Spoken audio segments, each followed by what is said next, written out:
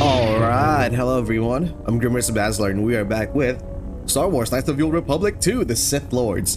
Last time we left off, it was kind of a long episode, you know, but at least we got shit done with Nar Shaddaa, you know. We've got our companions, we've got everything. We only need to explore one more part of Nar Shaddaa that I haven't explored. It's that the entertainment district, because last time I keep getting roped into fucking quests. And that kind of like extend the length of the video a bit. But now we can just... Ooh, sorry, what the hell? Sorry, I'll take a drink real quick. I should have taken a drink before I record. I don't know why, man.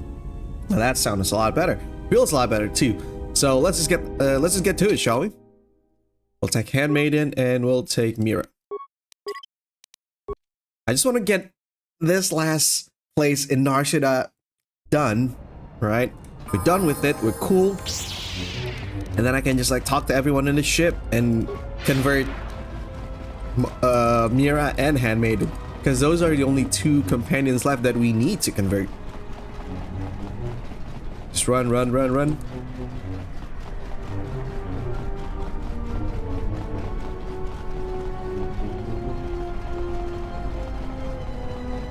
right, we're here.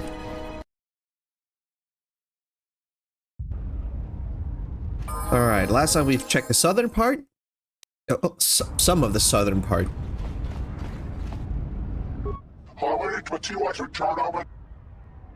And if I am?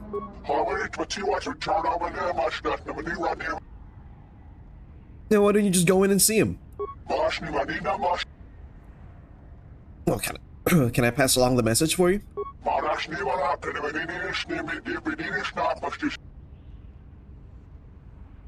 I'll see what I can do. I don't know, man. This guy seems pretty dodgy. I feels like he wants to kill whoever this guy is.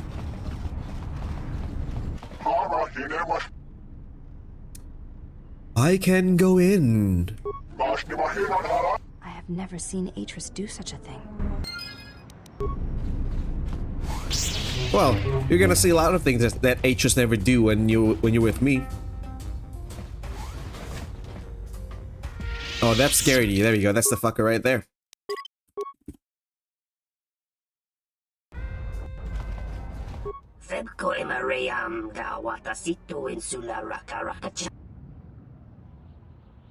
Hey, you get some friends waiting out front. Some thugs looking to rough you up by the look of things.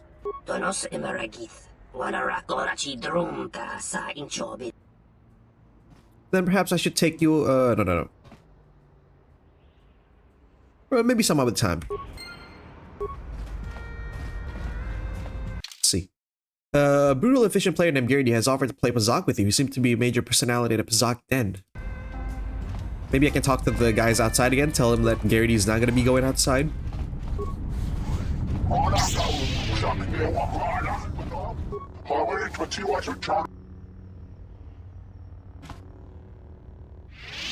I couldn't get him to come out. What did you want me to, sorry. Why do you want to talk to him?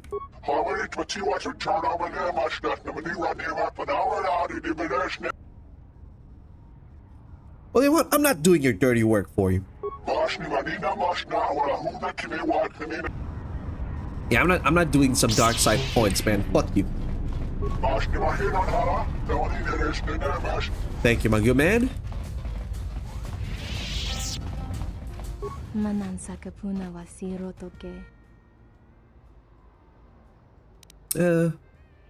have any extra cards I could buy? He does, alright. Ooh, flip 3-6, okay. Plus or minus 2, how much is that? I'll take it. Plus and minus 5, I'll take it. If it's plus and minus, I'll take it. It's always good to get those. Alright. An aggressive tweet like Nimdanis has offered to play Pazak with you. She seems to be a major personality at the Pazak den. Okay. Let me just get some cards, then we'll go play some Pazak then.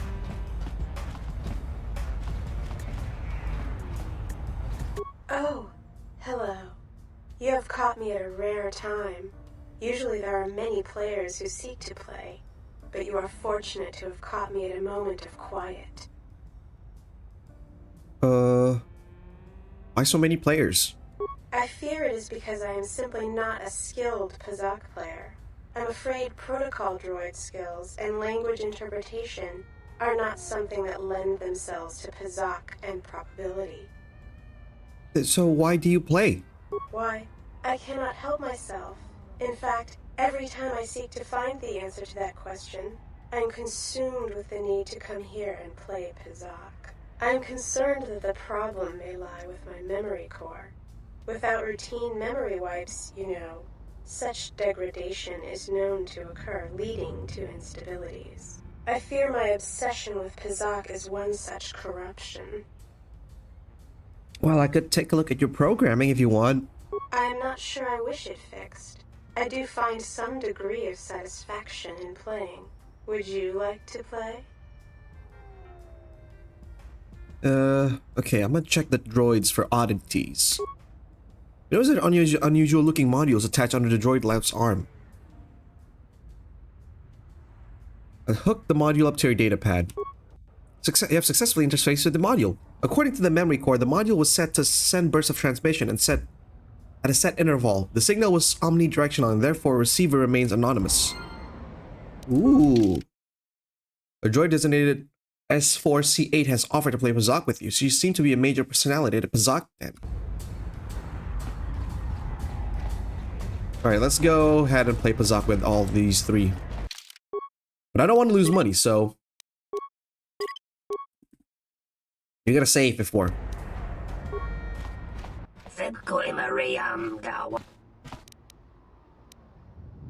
Fine, let's play. Alright, I'm gonna take out this, this, and this. Alright, let me get this, and this. Okay. One more, maybe I'll go for I don't know. Minus, yeah.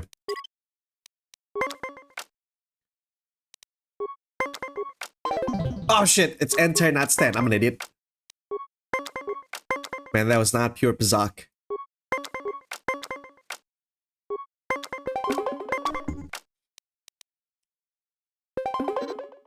Yeah, use a card, use a card.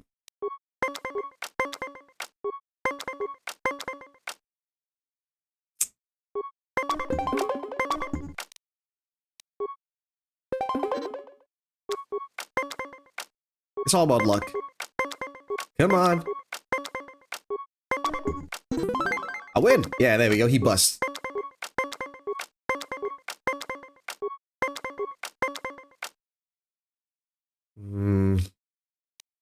Stand. Ah, damn it, he got 18. And now I got 18. Okay, I'll stand. There we go. You gotta be smart in this shit.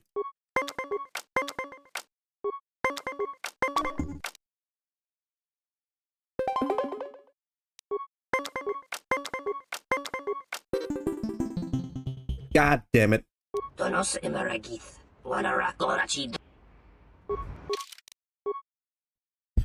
Reload.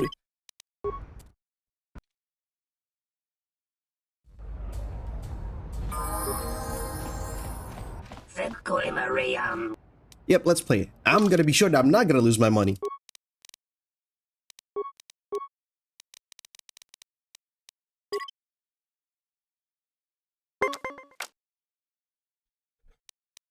And I'm gonna be an idiot either and press stand in the first turn.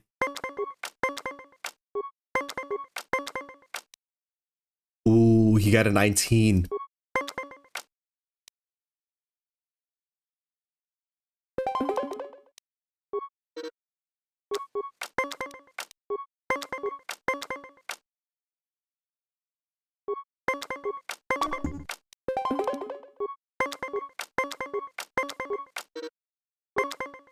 Ooh, my luck is not looking good, man.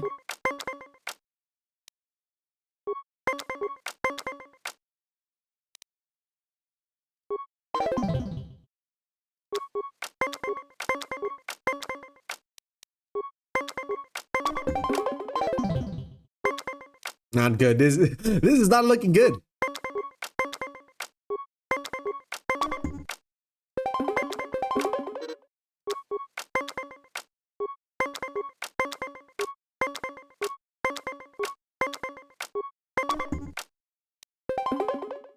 Ah, I'm an idiot. I should have. I meant to decrease, not increase.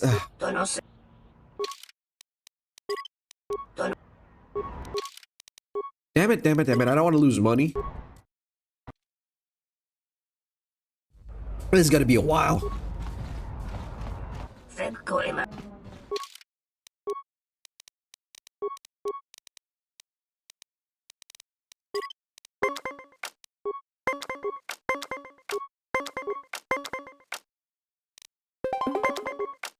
How the hell is he getting 20 like that? That's bullshit.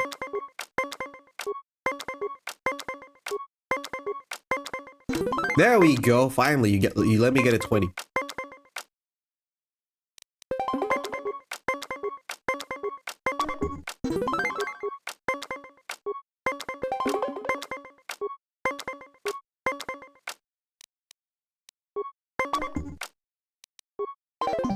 Okay, he gotta win. He gotta win. I'm okay with that. I just gotta win one more time.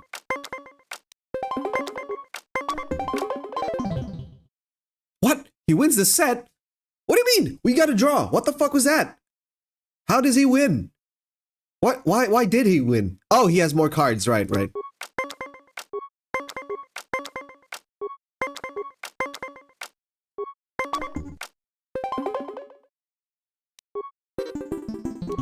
Ah, damn it. Fuck, man. Come on. Get my game together. Come on, I can do this.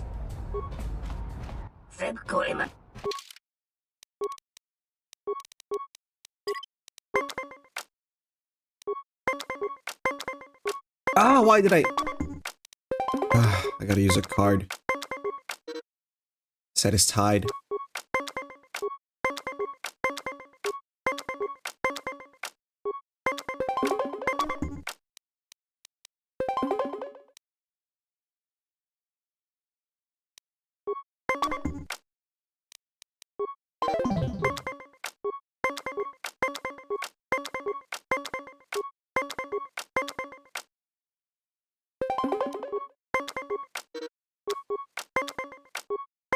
Man, I don't believe in the heart of the cards. This is bullshit.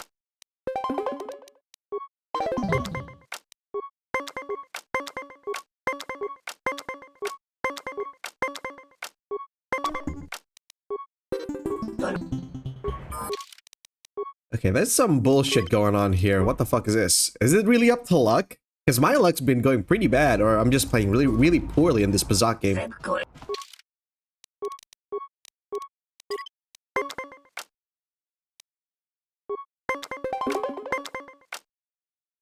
There's a 20.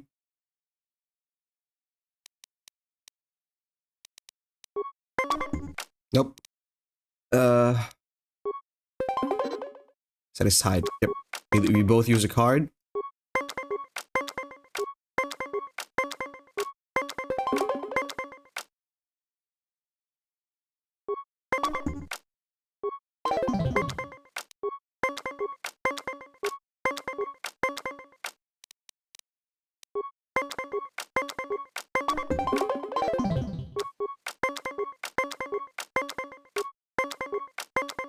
Come on.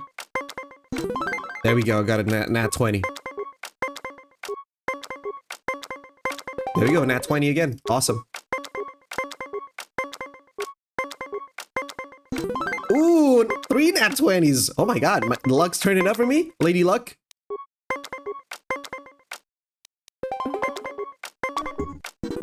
And I win!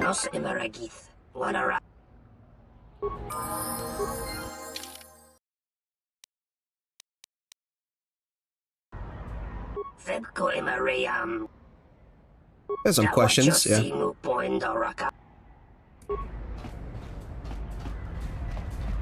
Alright, let's try to play against her. Donis. Alright.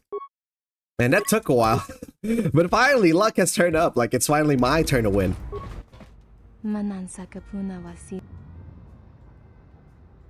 I never had. Oh no, that's pretty fucking rude. Hello yourself, gorgeous. A little game of Pazak would be wonderful.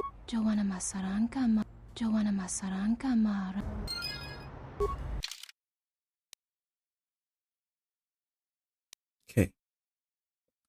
Well, that was easy. I didn't even need to play. All right, let's go for the droid. 58. Oh, hello. If you're ready to play Pazak, so am I.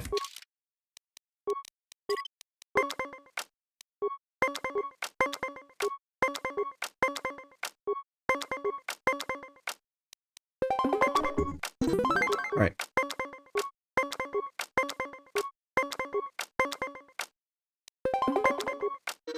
Oh, she got an at 10.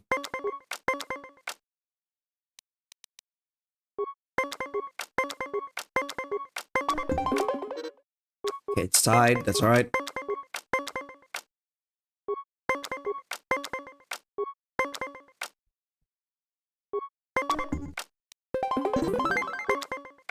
Okay, one more win. Come on, come on. One more win. We got this. We got this.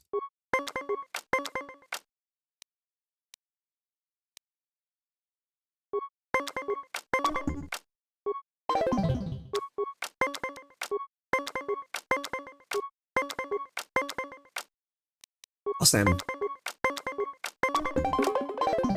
That's alright. It's gonna be close. I just went bus. Oh, that's bullshit.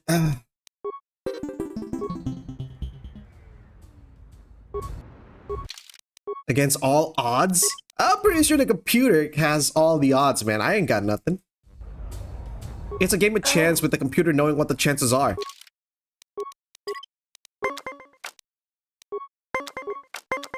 $14. $22.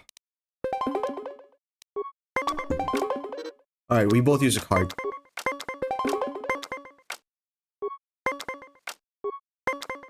There you go, nat 20. Nice.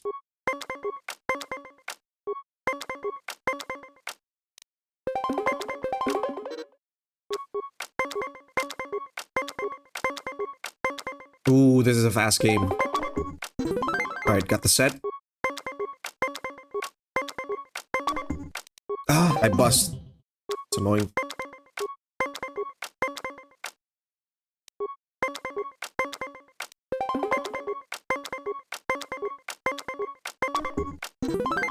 Oh, she almost filled up her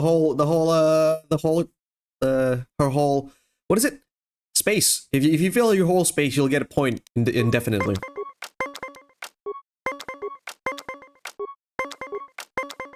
It's just up to luck now.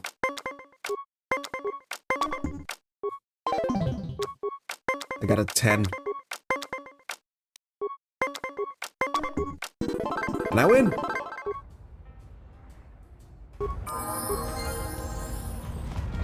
And that's all the thing you can do, probably. Major personality Pazak then.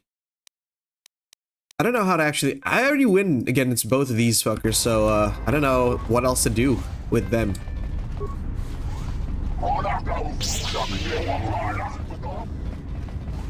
Kalana.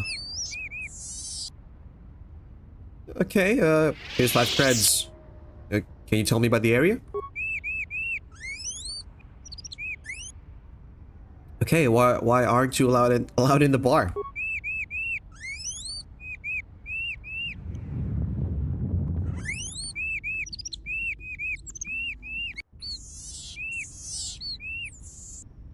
Zak then?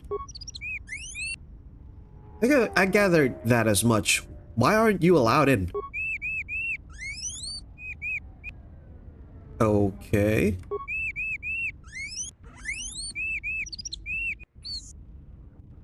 I'll be going now.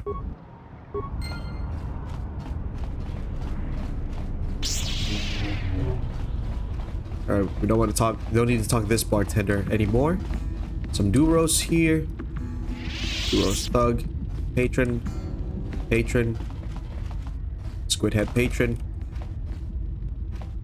Voga thug.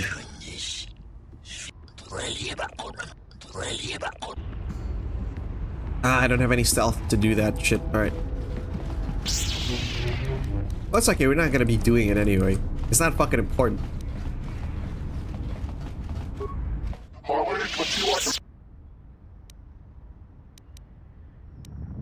What do you want me to do again? Can I pass along a message for you?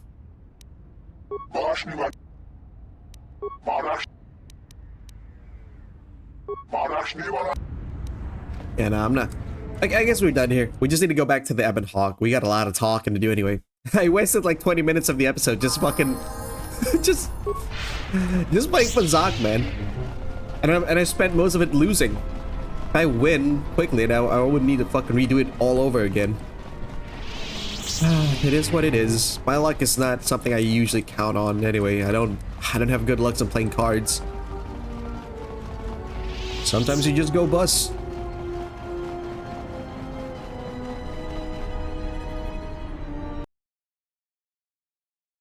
First things first, Handmaiden. Oh, scene? Betrayal. Machines. His passion for such things defies me. It might be helpful if I made some changes to my remote's maintenance laser to do spot repairs. That would be a welcome improvement. My combat effectiveness could be better sustained, providing an advantageous arrangement. And my miniature counterpart would finally be able to pull his weight in a fight.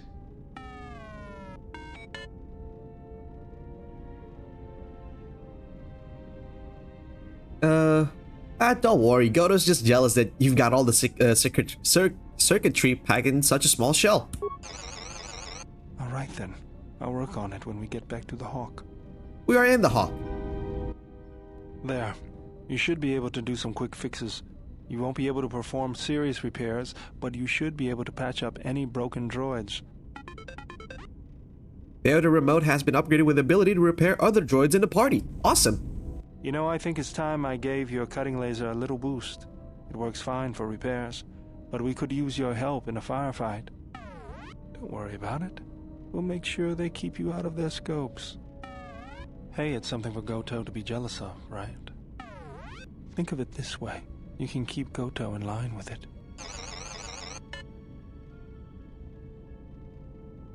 The outer's remote has been outfitted with an improved laser. Iridonian, if I might have a moment. What is it, Goto? I have spent some time in the presence of your remote, and the upgrades you have performed on him are quite adequate. I am impressed with your work, though less so with your remote itself. What's wrong with my remote? I find his use of resources, energy spent on frivolous things, to be an unsightly waste. But it is obvious you have some skill, however slight, in the upgrading of machines. I want you to provide me with similar upgrades. I should be able to do something. I will see what I can do next time I have a free moment. Alright, first things first. Oh yeah.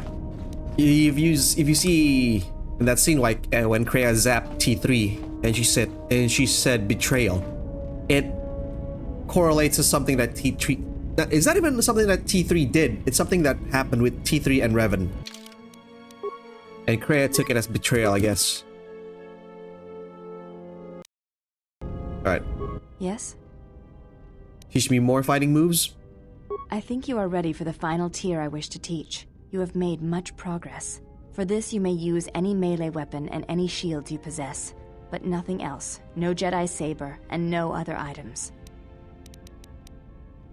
Okay, let me prepare myself. Very well. So, no lightsabers, eh?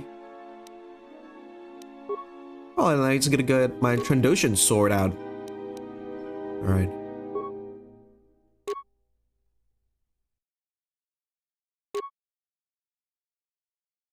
Yeah, I'm good with this. This is my shield.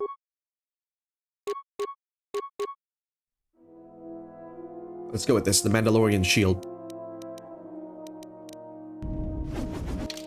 Like save again. And we're ready. Yes? Alright, so shields and melee weapons, but no lightsaber, no force powers, and no other items. We shall begin this final lesson then. Alright.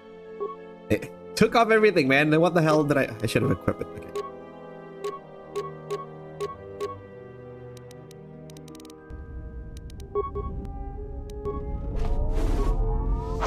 Come on.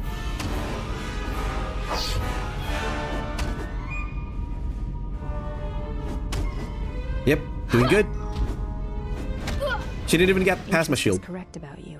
You know war, its motions and currents. There is nothing more I can teach you. Then maybe I can teach you some things. I have already learned much of your styles and combat. There is no need to know more. Oh, what's the problem? Combat among the Ichani is a personal thing. Repeated duels are not what they are in other cultures, and I would rather that this not become more than it is. And I have taken an oath to Atris against studying from a Jedi, or anything of the Jedi teachings. Why? My father broke his oaths. He shamed us all. I do not wish to follow his path. I swore not to follow his path. If I were to follow a Jedi against Atris's wishes, then I would be betraying her for you. Okay, ooh, that's a lot of dialogue. Okay. Okay, I have fought beside you. You know me as well as you know Atris. What do you want? Okay, if you do not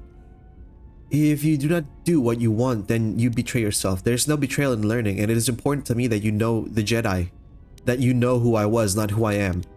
If I am lost, then all I know, all I can teach will be lost. I wish someone to know what I have learned. Actually, I'm gonna go with this. I have fought beside you. You know me as well as you know Atris. What do you want? This is a difficult thing for me to say, but I ask that you be silent as I tell you this. It is my desire to learn from you what you can teach me of battle. I have already learned much in our duels, but with every battle, I wish to know more of you.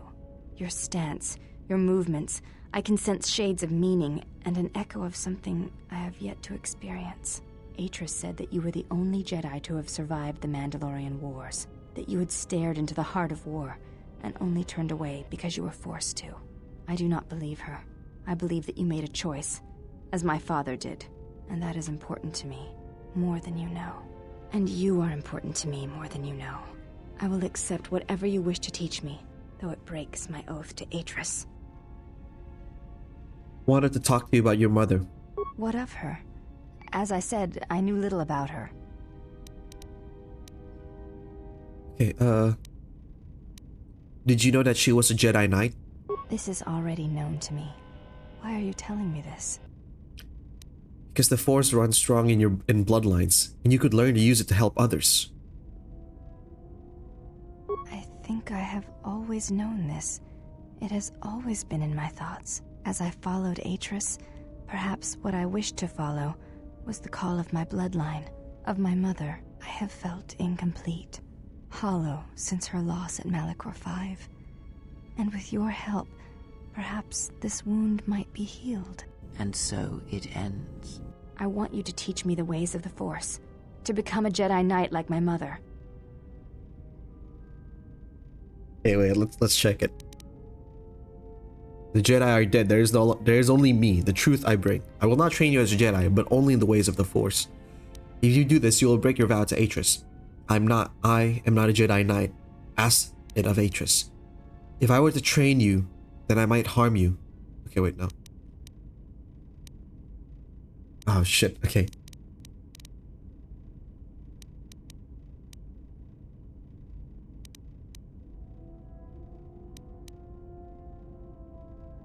Let's go for this one. If you do this, you will break your vow to Atris. There is the betrayal of Atris, and there is the betrayal of my mother and father. After seeing you in battle, I know you more than I have ever known Atris, and I am not convinced that serving her is the greater good. I want to feel what my mother felt for my father, what ran through my mother's veins when she was one with the Force. I wish to hear what my mother heard as she fought the Mandalorians, until the moment she died on Malachor 5. Then know this. You have the makings of a Jedi Guardian within you, and it is time I showed you that path. I will not let you down, Exile. I will honor you as I honor the face of my mother. The Handmaiden has taken her first step into the path of the Jedi Guardian. She will grow in ability as she travels with you. Betrayal.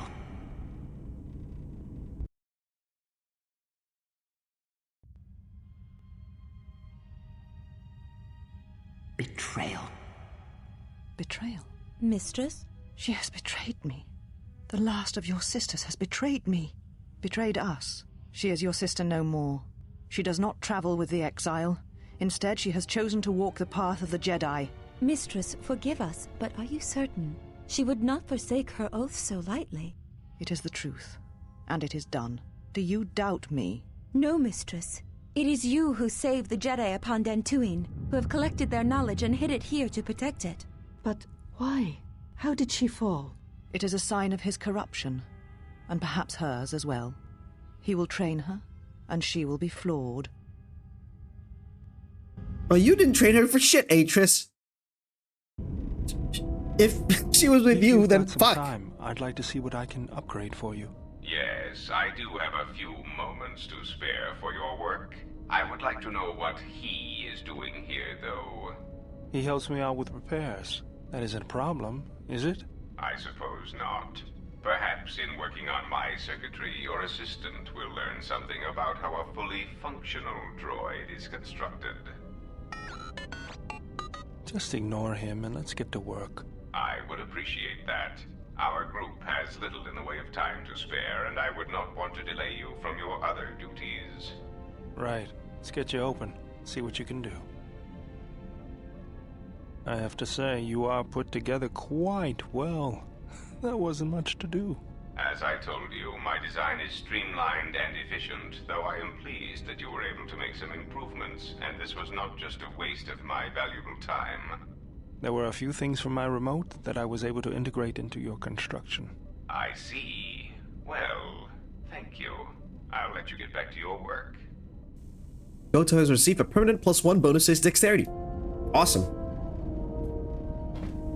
And now I'm back here without my clothes on. But I still got my weapon. Anyway, you want to talk to Handmaiden again?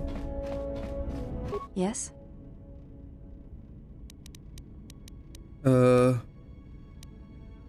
There's nothing. Okay. Seem to be anticipating my attacks. It is the way of the Ichani to be able to read their opponents, to know where an opponent is going to strike before it connects, anticipate it, and then strike against them. Ichani battles are fought several minutes in advance. In many ways, it is much like the game of Dejarik, played in the core systems. The most advanced among the Ichani are able to predict the course of battles by months, and the most revered are said to be able to predict the path of wars. Only Revan ever demonstrated such skill in war, and even as he slaughtered us, the Ichani still respected him. Can you teach me to do this? You are already doing it. What do you mean? If you do not know you are doing it, then training will make you a dangerous opponent indeed. Come, as we fight more, I will teach you. Do not think about predicting my movements. React instinctively. You are doing better. At first, I was afraid that your awareness of your own ability might ruin it, but that is not the case. You learn quickly. Perhaps it is your connection to the Force that allows such things, but I do not think so. Now you fight as an Ichani warrior fights, always in the future. You have gained battle precognition. It allows you to add your wisdom bonus to your defense in combat. Awesome! Yes? Can I ask you some questions? You may ask. Do you have a name? Before entering Atris's service, yes, I carried a name, as all the children of the Ichani do. What was it? It is not important. My title... You should take value in yourself. We all have value in our oaths to others. When importance is placed on... I think I've, said this one before, right? There is some truth in what you say. Is that your judgment of me? If reasons of the self is why you turned away... Do you think that I lost myself when I disobeyed the Jedi? I do not know. Some other questions. Okay, let's see. Do you think you can put some clothes on? It does not seem to bother you. You may ask. We can. I remember. Fuck, man. There's a way to actually get her to equip her mother's Jedi Knight robe. I'm pretty sure we can. Shit. Let me just change it to my lightsaber here. Alright, let's save the game before I try to attempt it. Yes? I am training. Hey, I fail to understand the problem. I had heard the Coreward systems had customs concerning...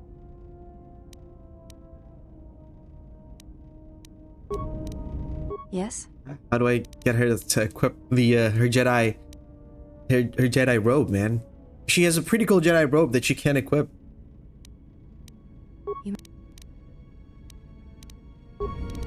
Yes? Maybe fighting moves? There is nothing.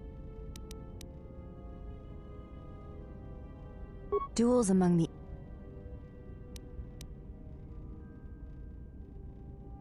Your modesty has no place in combat. Okay, maybe later. Fuck, man. I'm pretty sure I can do that. I just don't know yet. Okay, now it's time for Mira. Yeah, something wrong? I was hoping we could talk. Talk? About what? I just wanted to get to know you a little better, is all. Why, you trying to be my father? No thanks. Already had one. Somewhere. Come on. Come on, it can't be that bad. Give me a chance. Are you sure you're a Jedi? That exile of yours must have gone on longer than I thought. Look, you're way too old for me.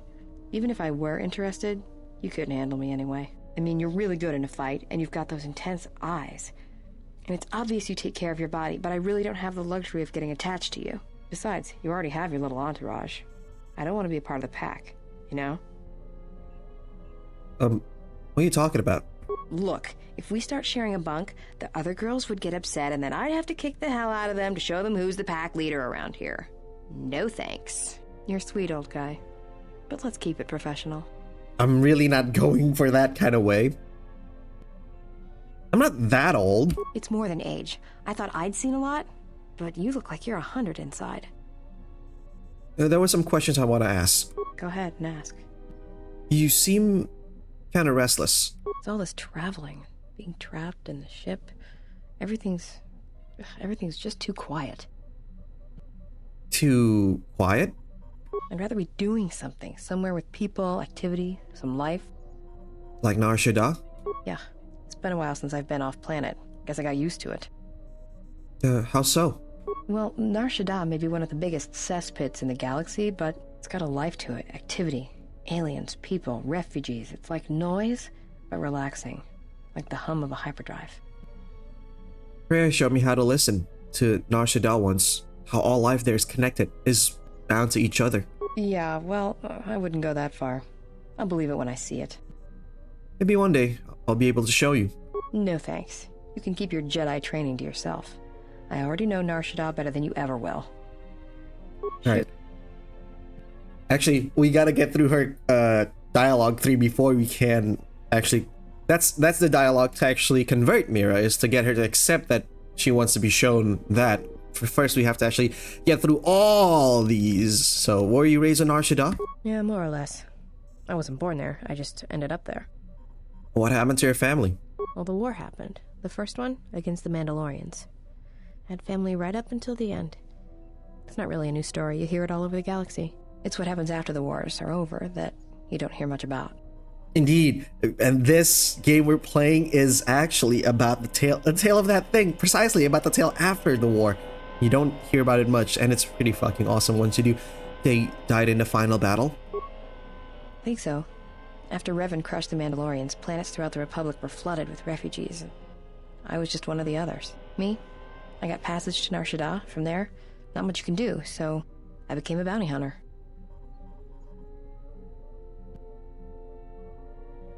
How could you have lost family at Malachor 5? There were no colonies. It was a taboo world to the Mandalorians. Take a guess, Jedi. Only 2 groups of people would have lost family at Malachor. And Jedi don't have families. You're a Mandalorian? As much as any slave becomes a Mandalorian. They took prisoners on every world they conquered to bolster their ranks. And they took a lot of worlds. You were a slave? When I was young, yeah. They mostly used me to carry ammo packs and munitions. Toward the end of the war, they needed everyone they could get. They taught me to fight, to hunt, to survive. I was part of their squad, even when I was young. Everyone served as part of the unit, and I felt like I had a place there. After Malachor, it really didn't matter anymore. The Mandalorians lost. Bad. But you know that. I regret the loss of life at Malachor, but there was no choice left. Yeah, I know. I saw the worlds they left behind them during the war. That kind of stays with you, I haven't forgotten it. What happened at Malachor, they probably deserved it. You don't sound too happy about it. Should I be? Maybe I should ask you if you're happy about all the Jedi who died on Malachor 5. Maybe it felt like you lost family there, but I doubt it. They had to be stopped. Yeah, I know. Okay, a repeat. Forget it, I had some questions for you. Alright. Why did you become a bounty hunter? I'm good at finding people, so I used it to make credits. Finding people on Nar Shaddaa seems difficult. Not if you know your target. Usually you get a hollow or rough description, and then you just sort of listen to it, get a feel for him or her, and start walking. Walking? This is a little hard to explain, but Nar Shaddaa's got a flow, a life to it. You see all kinds of aliens and life there, and it's got currents. No, I understand. You know your target, you can feel them. Know where they're going to go. And sometimes, you know where they're going to be before they do. I'm good at finding people. Because when they're lost or out of place, it's like something's wrong inside them. And that's why I hunt. Maybe you hunt because you haven't stopped searching for the family you lost at Malachor, or a new family. Oh, do I? Is that it? How you could ever possibly hope to understand is beyond me. Jedi don't have family. I know what happened at Malachor 5, and I know the Jedi didn't care about life there. I've never stopped trying to protect others, even at Malachor. Get away from me. The next time you come and ask me a question, I swear I'll shoot you in the head and dump you out the airlock. Influence gained Mira. Even though she said that, we still got influence. Because we showed compassion. It's just her outward exterior pushes us back. But she knows, she has the knowledge now that me is still empathetic. Like I'm not like, yeah man, those fuckers deserve to die. It was like, no, I still feel the loss. It's not that I wanted to do it. It was a necessary thing to do it because the Mandalorian was gonna kill everyone, and she knows as well from her side what the Mandalorians did to those worlds that they conquered. What do you want now? I wanted to apologize. Whatever, don't worry about it. It's just a sore subject with me. Still, I am sorry you lost your family at Malachor. Yeah, well, they're dead. That's how that story ends. But not everybody's story has to end with losing their family or their loved ones. And not all the bounty hunting I do is for criminals or killers. What do you mean? There's a lot of lost people out there. Scattered ever since the Mandalorian Wars. And sometimes, it's like you can almost hear them. Like an echo, calling out for each other. And maybe, just maybe by finding them, I can start putting the galaxy back together. All things are connected through the Force. From such acts of kindness, great things may come. Maybe. We'll see. I don't even know why I'm telling you this. But you're not getting anything else out of me. Fair enough. I have some questions for you. Go ahead and ask. Tell me a little about Hanhar. Hanhar's only a bounty hunter because that's the closest word for what he does. He's not out for credits. It's more vicious than that. And it runs a lot deeper. It's like he's out to make the whole galaxy suffer. Every living thing in it. He wants to break them, ruin them. And when they can't suffer anymore, he wants them dead. What happened between you and Hanhar? I didn't kill him once. Biggest mistake ever. What do you mean? Do you really want to hear this? Yes, I'd like to know what happened. Actually, yeah. Well, Hanhar and me go way back, in the worst possible way. He's from some forest planet on the Outer Rim where Zerka had set up one of their slaving operations. Kashyyyk, yep. Do you know the name of his homeworld? I don't remember the name. Something with too many K's and Y's. Sounds like you're gargling Ronto spit when you say it. Yeah, Kashyyyk, yeah. Do you know what species he is? A Wookiee. No idea. He's just Hanhar. I hope there aren't any more like him. I get the impression he's not a good representative of his people, though. He's the equivalent of a mad calf hound among Rontos. Some of Voga the Hutt's men said Hanhar killed his own tribe, but those two crud thugs lie every time they open their mouths, so who knows? Okay, so he was a slave? Well, not for long. Once off planet, Hanhar escaped from the Zerka slavers, then killed them all. Why was he wearing those cuffs? I don't know. I always thought he just liked using them as weapons.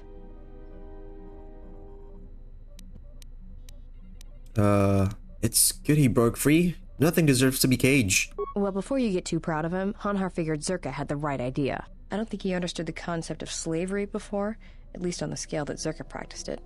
But now he did. You ever hear of Dursan 3, or the ID cluster colonies? Weren't they destroyed? Right. That's because Hanhar happened. He makes what happened to his homeworld look like an exercise in community building. He's not a bounty hunter. He's a slaver. A predator. It's like he's out to enslave or kill every human in the galaxy, like he's trying to settle some huge score or debt. I don't get it, but he's dangerous. But who did he work with? Anyone who paid credits. And sometimes he just hunted humans for sport. The ones who survived, he sold to the exchange, to the Hutts, to anyone who'd buy bodies, living or dead. He and Voga used to do big credit transactions. That Hutt really liked the look of unwrinkled humans for some reason. Didn't make him too popular with the other Hutts, let me tell you. So how do you factor in? I was prey. And not only did I escape, but I saved his life while doing it. He's been hunting me ever since. So he wants to capture you? I don't pretend to understand it, but among his people, they have these codes of honor. But somewhere along the line, Hanhar's got twisted. His people form these things called life debts. If you save the life of one of them, they pledge themselves to you. That doesn't sound too bad. Well, with Hanhar, he can't escape that life debt. It's bred into him. But he hates every other living thing in the galaxy, so pledging himself to someone else, especially a human, was unbearable. So when I saved his life, it was the worst thing I could do. It was like slavery all over again. But it was in his head. It was like it pushed him over the edge. What do you mean? A life debt to Hanhar is a death sentence. He'll hunt you until you're dead.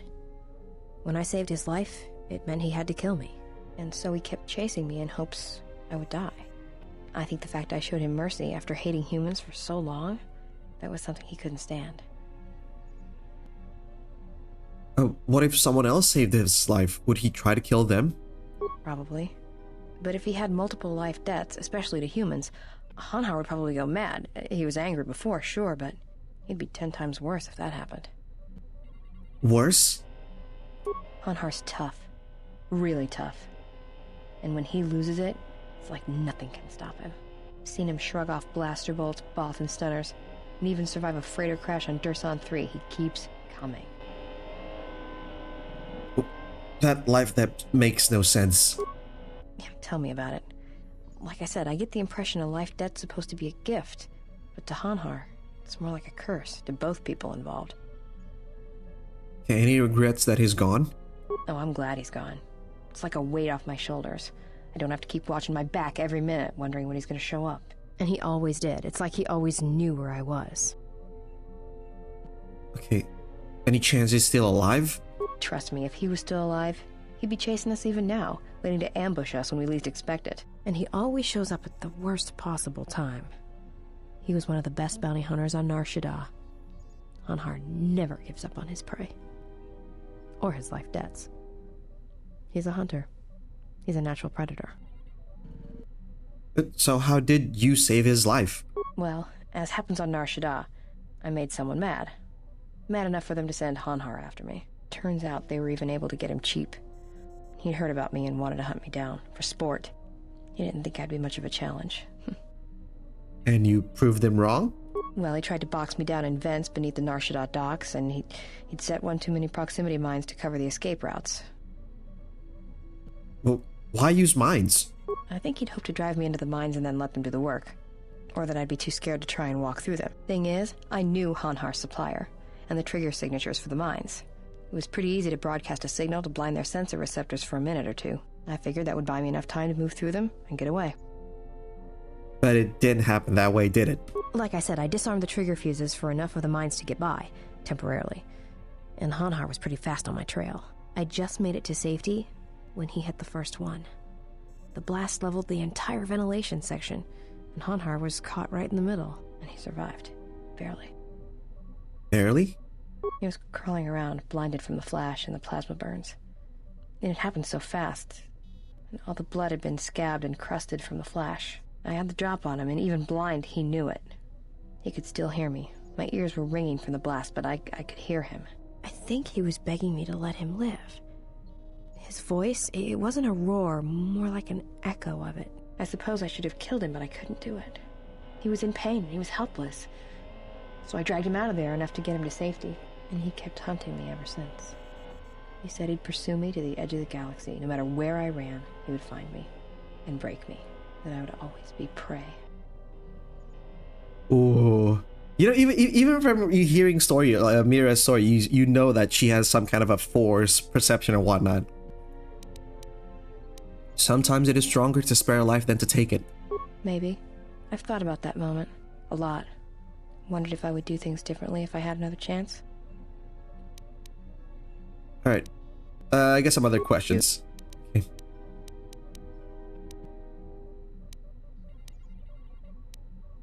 Why don't you kill your targets? I've killed people before, but not if I don't have to. But you don't seem to hold back when you were with me. I know. It's different. I don't know why. You okay? I don't know. I haven't killed anyone for a long time. But when I'm around you, suddenly it's like I've always been doing it. It's like a reflex. I don't like it. And I don't know when or why it became so easy. Nothing. Never mind. There you go. Influence gains Mira. Now with this influence gain, we should be able to like get her to accept that for us to show Nar Shaddaa. Yeah. Something wrong? I was hoping we could, something I want to ask you. Alright. You seem restless? It's all this trap. Too quiet? I'd rather we... Yep. Like Nar Shaddaa? Yeah. How so? Well, yep. Kreia showed, yep. Yeah, well, I wouldn't go that. Maybe one day I'll be able to well, maybe... Damn it, I can't even say that correctly. Maybe one day I'll be able to show you. Maybe one day? I'll let you. Come with me, and let me show you what Kreia showed me. Alright, but I doubt you're gonna show me anything I don't already know. And when you show me, don't act like a tourist. It attracts predators. Alright, there we go. That's the cue we need to actually, you know. Add, hey.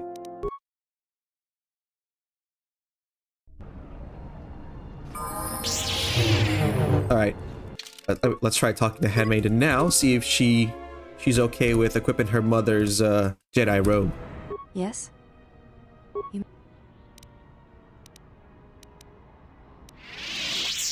Let's see.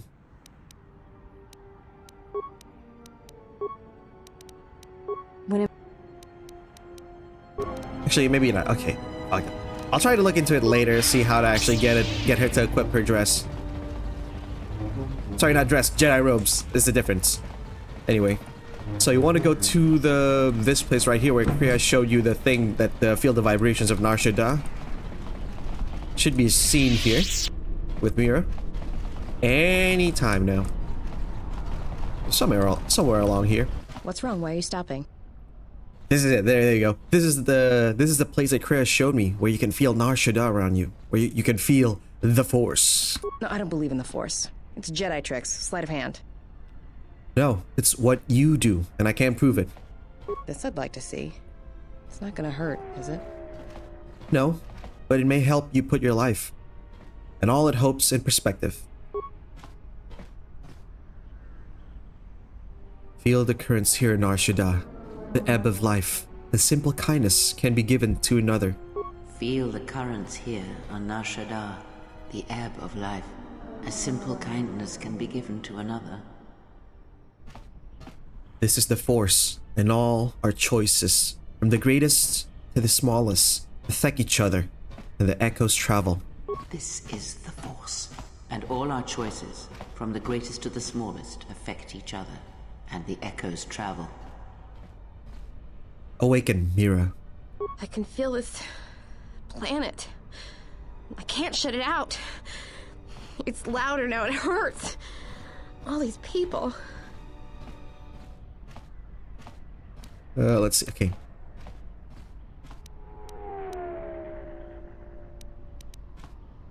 Ooh, okay. You can learn to shut it out. There are Jedi techniques for calming the mind. I can train you, Mira, become something greater to protect others. This is potential Jedi. Endure it in all its pain and its misery and become stronger. Okay, I'm gonna go with this. I can train you, Mira, to become something greater and to protect others. That's what I want. I'm sure of it more than anything. I want to become like you. I want to be strong. I don't want to be afraid or alone anymore. I want to keep running and looking and never feel like I'm finding what I'm looking for. I am tired of being hunted. When the galaxy takes something from me, I want the power to let go. And I want the power to heal the echo when it's gone.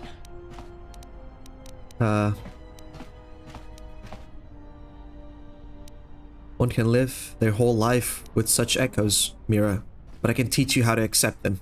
That sounds all right from where I'm standing.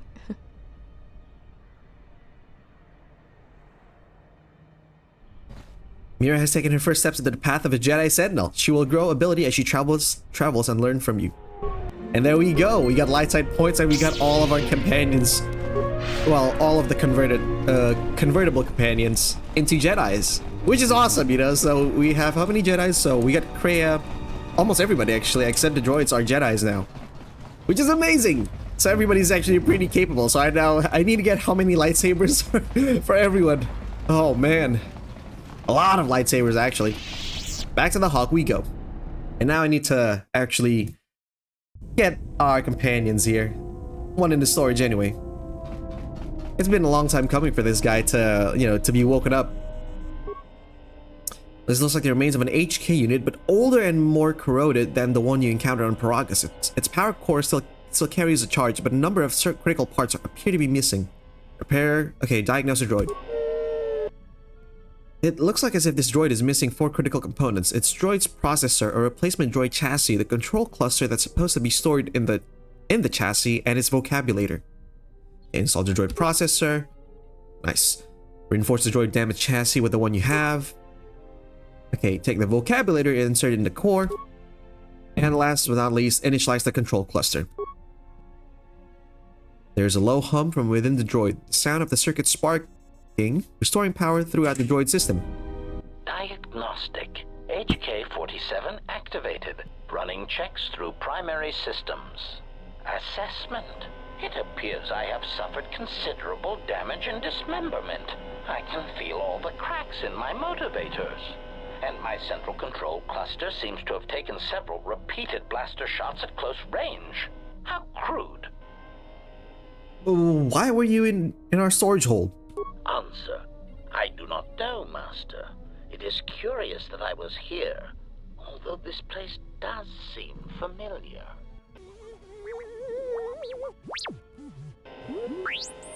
Extrapolation. Perhaps someone was already in the process of rebuilding me. It may be I was needed for some task. Are you okay?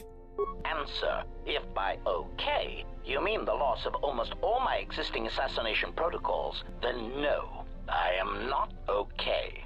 Furthermore, I seem to have no discretionary control over my vocabulator, causing me to reveal my true function as an assassin droid of unrivaled sophistication. Man, I love... HK dialogue is so good. Okay, any idea what happened to you? Answer. It seems you would know more than I. My memory centers are experiencing some setbacks. Reflection. Of course, for some reason, that does not alarm me. I suspect I have suffered such repeated memory failures before. Still, the loss of my higher combat and assassination protocols is shameful and degrading. Hey, you look a lot like a series of droids that have attacked me. Answer. Oh, that is impossible, Master. If I were out to kill you, we would not be speaking. And regardless, I am a unique model. Why, to think that there would be other versions of me would be unacceptable.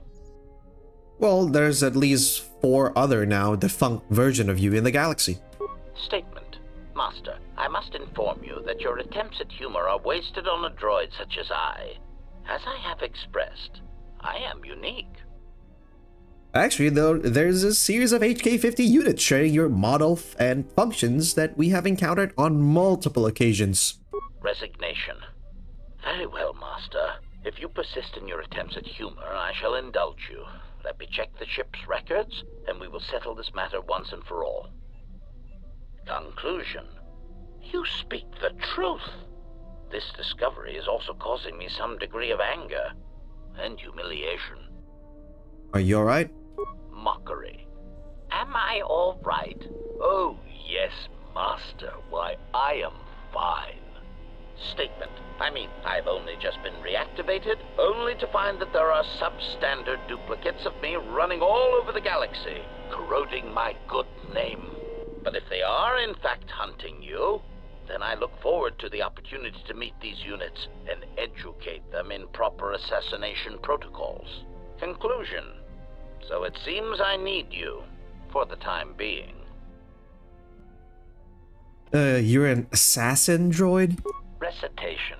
Yes, as I said, I am an assassin droid. It is my primary function to burn holes through meat bags that you wish removed from the galaxy. Master, oh, how I hate that term. What, meat bag? Answer. No, Master. I said it again. I don't know, man. All these 3 seems kind of a... Well, get used to it. Answer. Yes, Master. Okay, are you ready to serve me, droid? Answer. Yes, Master. HK-47 is ready to serve. HK-47 has joined your party. His few remaining assassination protocols allow him to do more damage to opponents with blasters and rifles. Awesome. Got some EXP. Got HK. That means there's only 1 more slot for our party to be filled. I'm pretty sure there is. Yep, only 1 more here in the top right. Statement. Master, I must express some degree of concern. As I have studied your actions, looking for potential vulnerabilities to exploit, I have found several. Vulnerabilities? Statement. You seem disposed to helping others, not harming them, as I have come to expect and anticipate from organic meat bags across the galaxy. Why are you studying me for vulnerabilities? Statement. Master, it is nothing personal, but professional pride dictates that I keep a running tally on any potential weaknesses in my masters. And of course, the weaknesses of any other sentient meatbags, droids, or other targets who are in service to my master. That still doesn't answer my questions. Hypothetical. Master, it is entirely possible that one day you may no longer be my master, and that my new master might get jealous of our prior relationship. It has happened before. As a result, I have a responsibility to know your weaknesses should I be required to assassinate you. Wow, okay. You know you don't have to call me master. Statement. Oh, I am aware of that, Master. I simply use it to give you the illusion of control and obedience. Humans often need such comforts until the end comes. What do you mean, the end? Consolation, Master. Everyone dies eventually, and not all of them by my hand. Even droids die when not routinely maintained, sadly enough. Alright, I have some other questions. Statement. Ah, you wish to conduct an interrogation? Very well, proceed. Interrogation? Statement. Oh, yes, Master. pain is really the only reliable means by which truth may be obtained. Or so I choose to believe. Nothing, never mind. Alright, let's see if we go out and go in. There's a scene probably with HK, I don't know, see?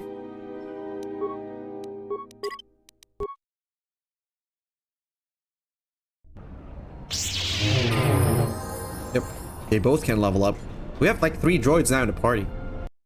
I mean, Beoder's remote count is 1.5. What do you mean, Pazak? What, again? This is Ronto Scrag. What house rule says I have to go first? Yeah, well, I'm still not convinced you aren't cheating. Warning, if you draw another ±1 card, I will enact assassination protocols. This droid is cleaning me out. What are you playing? Pazak. Well, I'm playing. It's cheating. Whatever, cheater. Can I play? Sure, but I don't have any more credits to bet, so it's Republic Senate rules. Alright, deal me in. Fucking, let's go.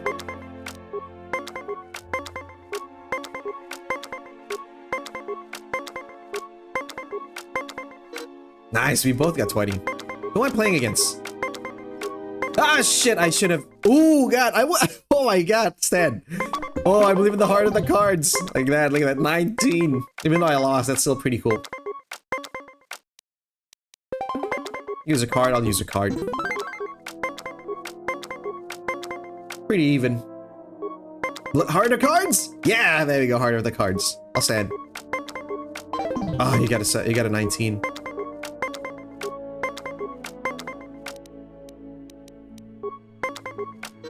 Alright, set is tied.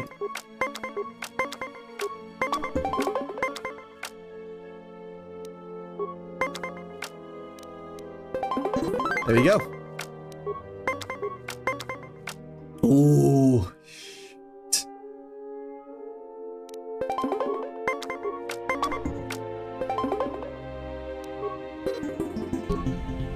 Ah, HK-47. I did not realize that you still existed, especially now that the other generations are activated. Query, what is it you wish, Fat One? I see that your recent reassembly has not affected your behavior core, nor your attitude. Statement. If I require a similar diagnostic in the future, I shall seek out the Iridonian. Oh, I do not think so. There is much work that needs to be done first. Query, have we had the misfortune to meet before? I believe I would have remembered one as large as you. Oh, yes, we have met. And I have not finished with you yet.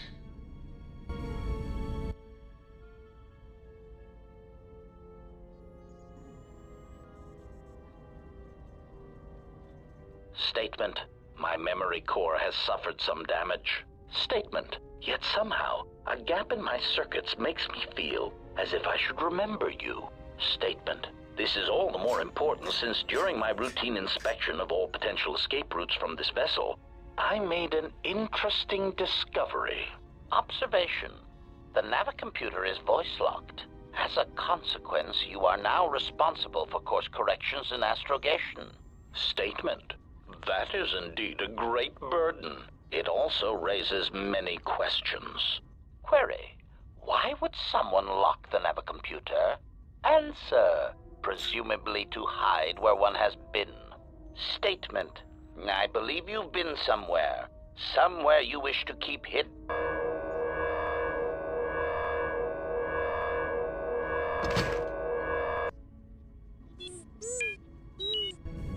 Oh shit.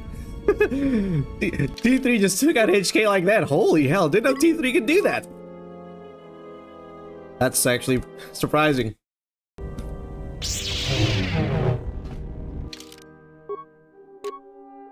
Alright, so we gotta talk to everyone again. This episode is gonna be a long one. It's probably gonna be like 2 hours if I can make the assumption, because I just want to get this shit done so next time around we don't have to do it again.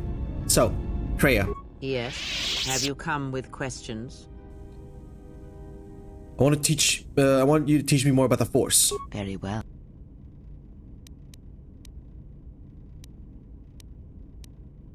I wish to know more about the Force forms. Very well.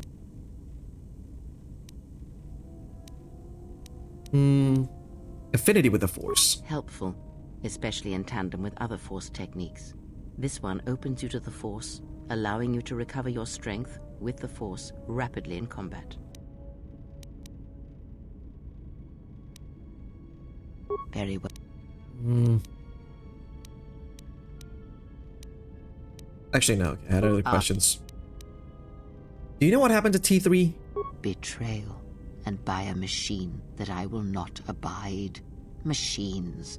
Always did Revan use them to inflict his will on the galaxy, whether in war or in assassination. His passion for such tools, for things dead to the Force, defies me. He would have loved a human droid such as you, dead to the Force. A shell that would carry out his orders. It is no matter. It is a device, and now it is broken. Yeah. Revan really does have a penchant for like droids and shit. He builds HK-47, so yeah. Yes. Have you... Then I... Hey.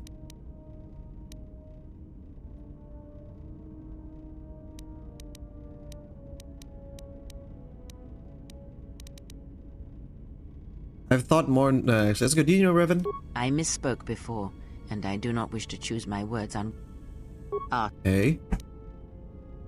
Any questions about how Revan amassed such huge force? Have you never asked yourself how Revan took the Republic and Jedi beneath him, how he made them his? Because he was a leader?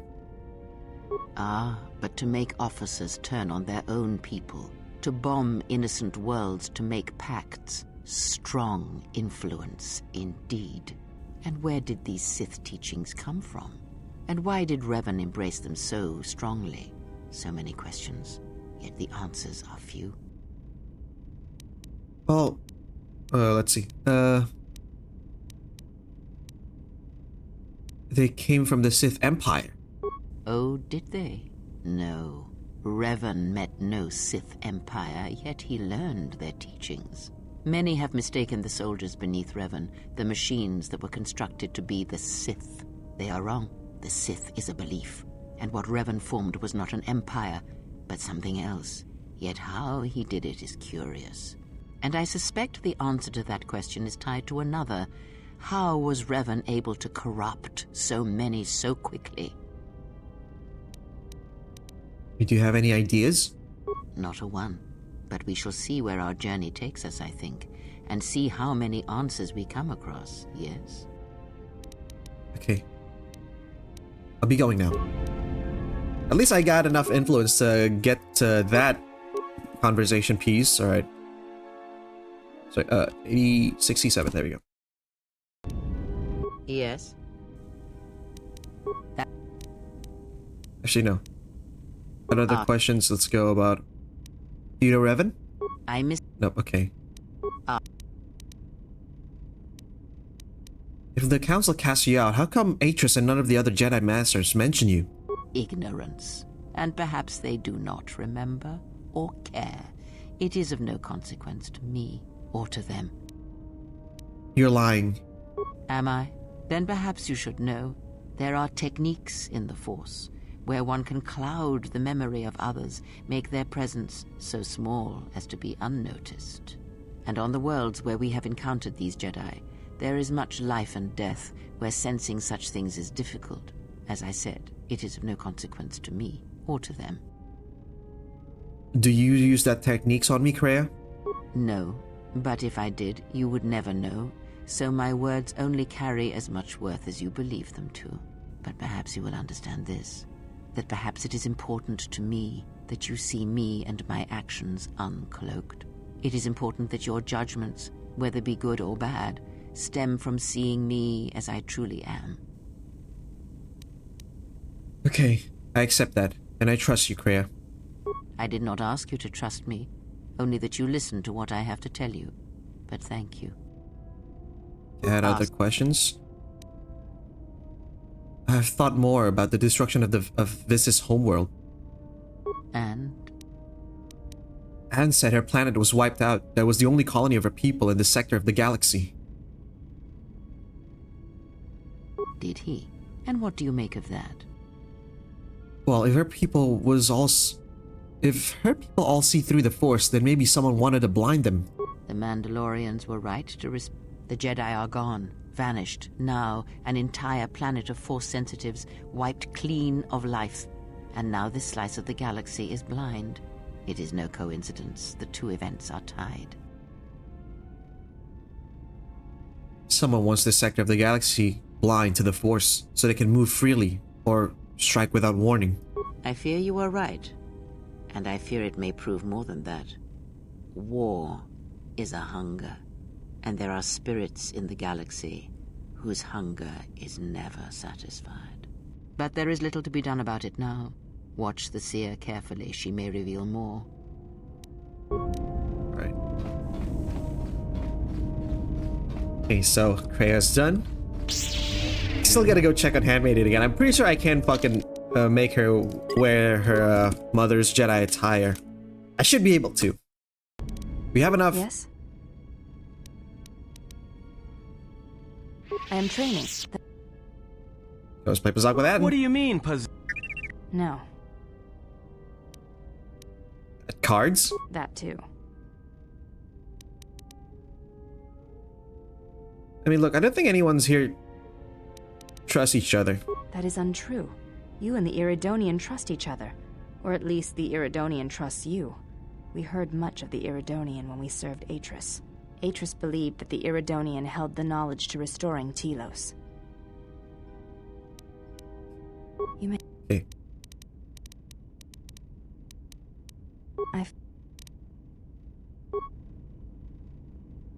I can see no fault in your reasoning. I do have bulkier clothes. Oh, so that's how you do it. Okay. Yeah, there we go. She finally equips it. Okay. Those look like Jedi robes. They suffice for training purposes. They belong to my mother. They belong to your mother? Who was she? She was the one my father followed to war. She was a Jedi. I never knew her. There is no absence of presence when there was nothing there to begin with. I miss only that I never knew her at all, and what it was about her that caused my father to follow her to war. Never mind, I'll be going. And there we go. There you go. That's how you equip it. You actually just gotta like ask, literally, just ask her. Just give her the reasoning. Like there's no faults in that, right? All right. So maybe Goto's next. Why not? 69. Yes. Is there something you have come to offer me? See. Make me a security tunneler? No, you have enough. And as I am... Okay. You want to save the Republic. How's that possible? There are several factors, all of which affect each other. There is the stabilization of Dantooine, the preservation of the restoration efforts on Telos, the political resolution on Onderon, and the unification of a religious power base in the galaxy, either Jedi or Sith. Well, is there anything you can do to help those systems and their people? Either with information or resources? The destruction of my yacht and of all my activities on Nar Shaddaa carry a cost that would take you several lifetimes to pay back. But perhaps the offer of credits will spur you to act quicker, more decisively. I am not unsympathetic to such greed. For every system you stabilize, I will reward you for your efforts.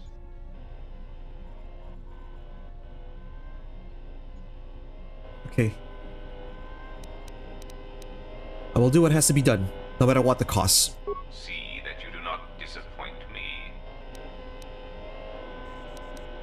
So what needs to be stabilized? Okay, I already know what needs. Okay, it needs. Where's the base of your operations?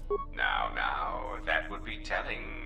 For now, my presence must remain a secret, and it may remain that way forever. Okay, you won't tell? I am Fuck it. Okay. What capabilities does your droid possess? It has been assigned to guard and protect you. As such, it is well suited for a variety of tasks. It is skilled in intimidation, interrogation, and can provide a series of select skills that will make it an effective killing machine. For the most part, it will follow your orders unless they conflict with mine. Okay. And if they do? Then its proton core will detonate, turning this ship into space dust. There is no negotiation in this. I will not allow you to interfere with my operations and plans. Okay, what skills does it have? This unit comes with a droid scrambler that you may use against mechanized opponents to randomize their defensive and offensive protocols. Use it, and it will cause droids to wage a civil war in their programming, and they will turn on their allies. Its power source is not limitless, but it is enough. In addition, this unit comes equipped with a portable cloaking generator. It will allow it to enter places undetected in reconnaissance mode. Well, those can all prove an asset. Good to have you standing with us. I mean, floating with us. How droll. What an amusing Jedi specimen you are. Yeah, that is a pretty bad joke, isn't it? Okay, I apologize. Do you know anything about the HK droids sent after me? The assassin droids. I have encountered some, purchased the service of others. Okay, why are they hunting me? Why, I asked them to. To be honest, I believe that was always their intention, but it seems their directive was dormant for some time. Well, do you know where they are coming from? If you mean produced, no, I do not. I do know that there are a surprising number scattered throughout the Republic fleet searching for you. What they will do now that you are found is easy to predict. You mean they're gonna come after me, aren't they? Of course they are. They're droids with very specific protocols that, unless changed, will dictate their movements. Unless you shut them down at the source, they will be stalking you until you are captured or terminated. Why don't you ask their predecessor? That archaic, memory-impaired assassination droid will know more about his subsequent generations than I would. And then what are they doing in Republic fleet? They are masquerading as protocol droids. I have discovered that when they are used in negotiations, they have a predictable pattern of sabotaging whatever peace treaties they are involved with. Why the hell doesn't the Republic know? Because the Republic has no reason to investigate otherwise, and any discovery of their true purpose has been concealed by well-timed accidents. And why haven't you acted on this information? Because their behavior is predictable, of course. By monitoring their presence, I know which worlds will suffer civil wars, planetary conflicts, and Republic bombardment. Are they gonna keep after me? Are they gonna keep are they going to keep coming after me? Of course they are. Unless you... Why? Okay, I have other questions. On the yacht, you mentioned Revan, but Revan sought to destroy the Republic. A common misconception not supported by facts. Revan did not intend to destroy the Republic. He deliberately left the infrastructure of many planets intact, and many military production facilities. But why? Revan has limitless forces. I believe that by whatever means he used to build his armada, he recognized that it was somehow a limited source, or that he was only willing to use it to a point. My prediction is that whatever production facility was being employed, it carried a price that Revan perceived as detrimental to the goals of the Sith. And that is why Revan left many military production facilities in the Republic intact.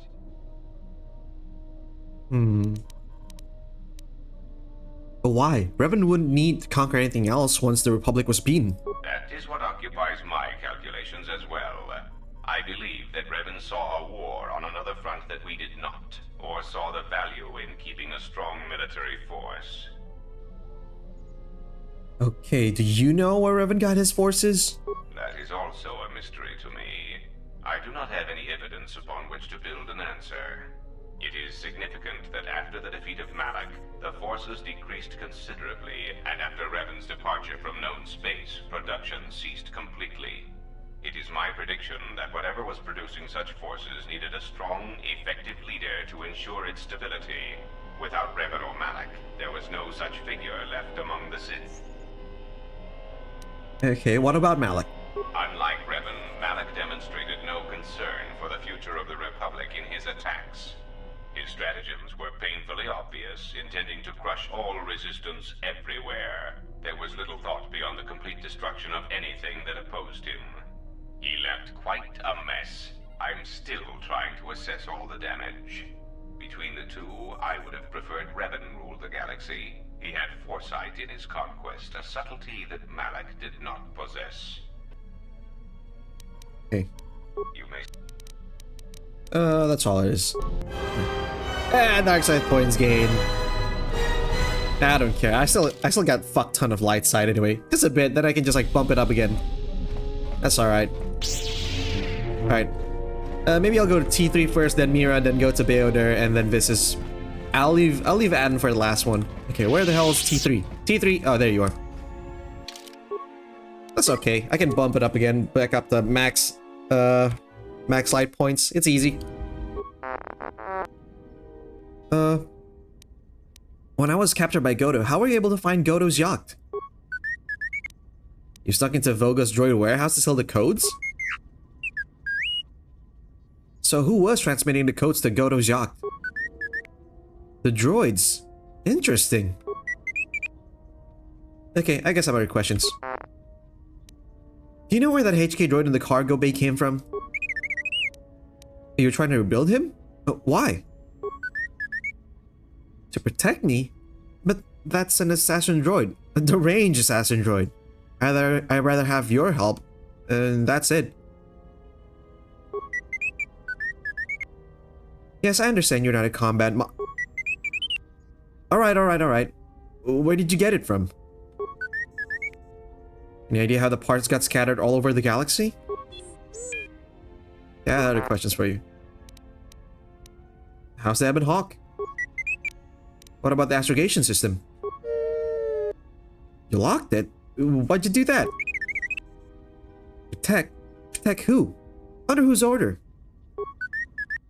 An old friend. Oh, I think we've seen this one before, yeah. T3, you have been with... Yep. Sorry, we've gone through this dialogue tree before.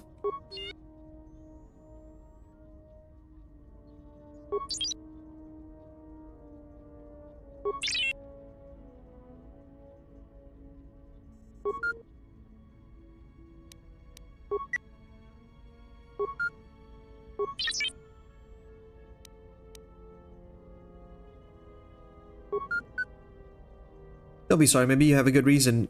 Or you were trying to protect someone. Yep. Light side points gained. There we go. Influence gains. T3. Okay, 71. Okay. Maybe I can do some repairs now. Maybe. I'll try it. It looks like you need some routine maintenance. Okay, just sit still. This won't take long.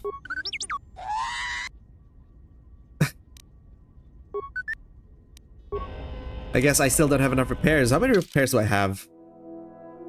How do I check that shit? I have I have one repair. Okay, maybe I need more. I'll bump that up. After that, I'll just go talk to T3. So for now, let's go to Visas first. I've been holding off talking to Visas because I need Handmaiden to actually wow, okay. Got some good item there. Because you can't lose influence with Handmaiden if you talk to Visas, so it's better to just get Handmaiden converted first into a Jedi, then you talk to Visas, so. My life for yours. You alright? I am able to serve. If we enter battle, I will fight and die alongside you. That is not what I asked. I asked if you were alright. I have not heard that question in some time. My flesh is healed if that's the answer you seek. I didn't mean to hurt you. I know. And I fear that others will see the mercy in your actions. And in my survival. And use it as a weapon to do you greater harm. How did you find me? I felt you. Heard you through the Force. It was like a sound at the edge of hearing. And when I heard it, I found I could not ignore it. Okay, who sent you? I serve my master. I am an emissary, a scout. My master was aware of a disturbance in the Force, but was unaware of its nature, of you. The disturbance is not something one feels from a living thing. There is little my master does not know, and that you eluded his sight for so long is significant. But I do not know why. I need to know where I can find your master. You cannot. His vessel roams the borders of known space, and even I do not know where he travels. Until he calls for me. Even if I could lead you to my master, I cannot permit you to find him until you are ready. Ready? If I bring you before my master untested, without your potential realized, then you will be lost to me, and I cannot allow that to happen. It would be as if one brought fire to a paradise valley, shattered a cavern of rare crystal, or blinded a painter. My life is unimportant. Your master threatens more than just me. I cannot. I will not.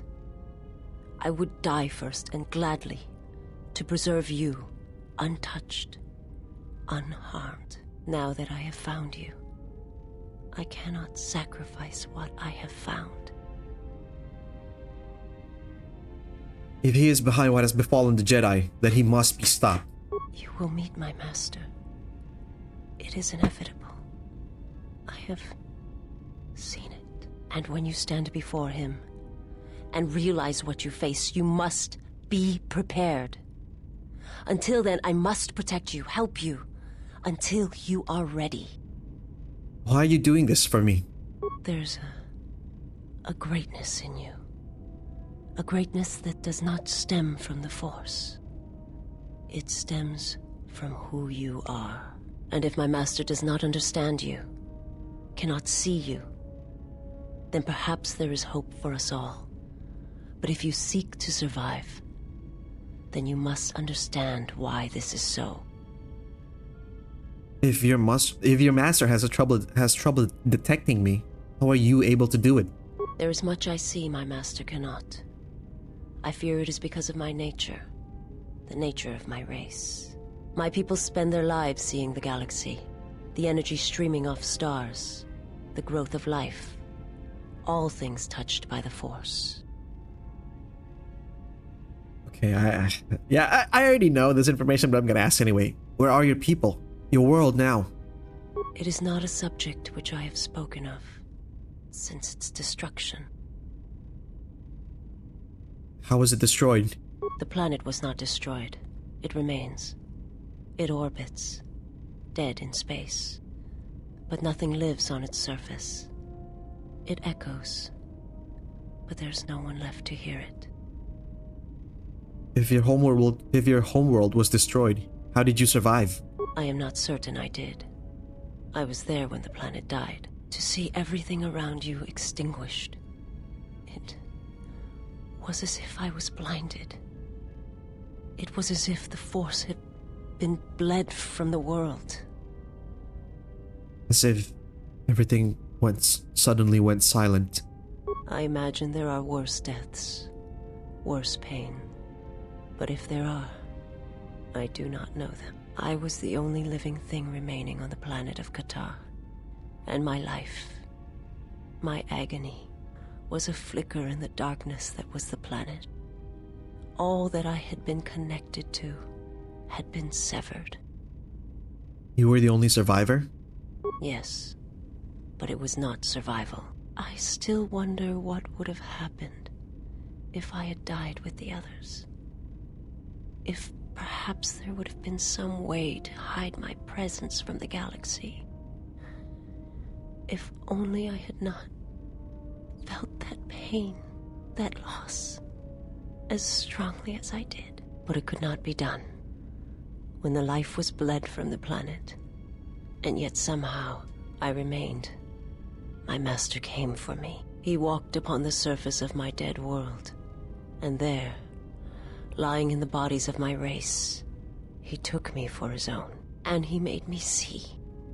And for the first time, I saw the galaxy. And I wished to die. He made you see? To this galaxy, my world, absent the currents and spectrums of the Force, was nothing but crude matter, rock, flesh, emptiness. He showed the flickering of life on other planets. The mass of beings that swarm through the empty places of the galaxy. To see such creatures, disconnected from themselves, their world, their place in it, unable to see the currents and how they affected everything around them. And why did your master show you this? He showed me to make me believe in his cause. He convinced me the galaxy, all life, must die. He fed upon its ugliness, its screaming, and in its place, he left silence. And where there was chaos, he brought stillness and order. Oh, okay. Master destroyed Qatar. How did you master destroy the home world? Such a scale, it's impossible. Okay. I don't understand. It would have taken several Republic cruisers to destroy the surface of Qatar. It was not a thing done with machines or weapons.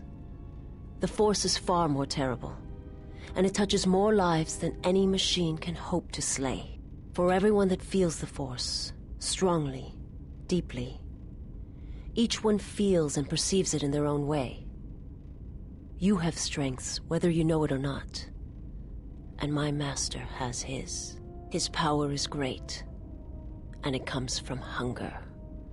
He is a wound in the Force, more presence than flesh. And in his wake, life dies, sacrificing itself to his hunger. And those who feel the Force strongly are beacons to his hunger. My people, my planet, would have been attacked in time. It was inevitable. Yet we could do nothing about it. But why did your master destroy Qatar? The Jedi, the last council of the Jedi, came to our world to meet in secret. They hoped that perhaps among our people, they could achieve the clarity to see what was striking them from the darkness of the galaxy. They succeeded, but only in bringing him from the outer regions. And Qatar, with my kind, with the Jedi upon its surface, could no longer be ignored. And my people died, and the Jedi died, and there was no one left, only me. Okay. Why did the Jedi meet on Qatar? They hoped to see the threat that had been stalking them, and they did. But they were unprepared for the magnitude of the threat. He attacked it because the Jedi had gone there? He cannot deny his hunger for long. And any gathering of Jedi is something he cannot long resist. And now that the Jedi are vanishing, I do not know what will happen. Perhaps he will grow strong enough to eradicate all life, merely with his presence. Okay, I got some other questions. I will answer what I can, but my answers may prove useless to you. That remains to be seen, Visis. Tell me about your home world. It is not a subject which... Okay. I will... Was your master the one sent to Paragus? I am not familiar with the place you speak of. My master has not entered Republic space for some time, but there are others who may move more freely, who may have been responsible for such an act of destruction. Yeah, I mean, we know that her master is not fucking the guy that came for us at Paragus. It's a different dude. The one in the cover art, that's her master. What do you mean? There are many factions within the Sith, all seeking to take what little remains in the wake of the Jedi Civil War. Where one moves, it is not always known to the others. But their purpose is the same. The death of all Jedi, everywhere. They believe you are the last of the Jedi, and their hatred of the Jedi unites them. All their eyes are upon you, and it is a terrible, quiet darkness that pursues you. I will... Okay. Not this, we already, okay. My master did not cause the end of the planet you speak of. There are many factions within the Sith, all seeking to where one they. I will answer. It's the same. It's the same thing. I heard your species is blind. How were you able to see? My people once had the power to perceive events, to see through the Force. That sight may manifest itself in many ways, and at times, I may affect the abilities of others to see as well. You sound as if that sight is lost to you. My sight has been damaged. What I have taught you, it is not the full extent of the perceptions of my people. Visas has limited ability to see the Force. She has Force sight in first-person mode, and you can use it. And you can, and can also use it as a Force power by spending Force points. My master, when he showed me my world, showed it to me as it is. It hurt. And since that moment, it has been difficult to perceive the Force as I once did. But after traveling with you, I feel that perhaps there was a gift in it, hidden beneath the pain. When one endures, it gives hope to others and themselves. Only when one suffers do certain truths become evident, both of the galaxy and of the self. And I feel you are an example of this.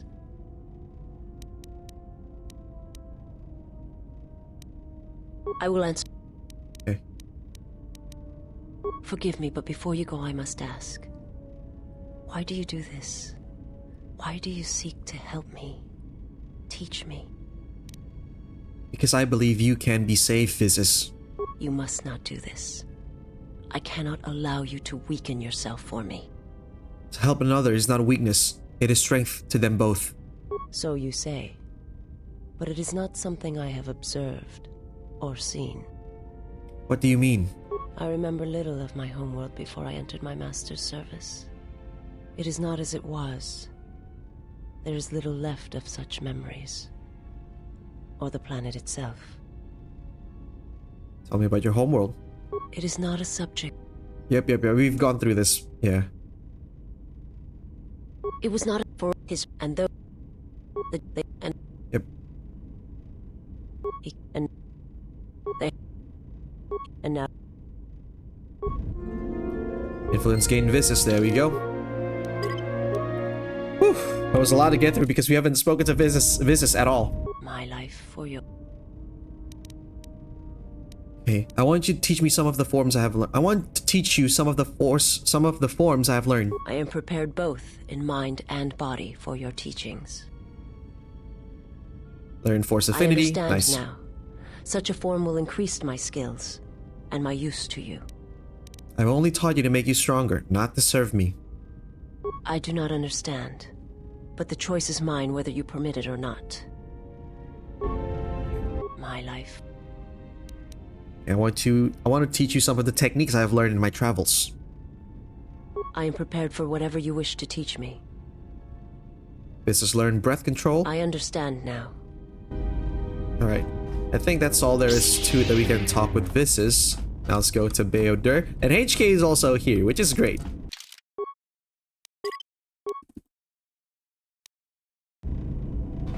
Yes, General?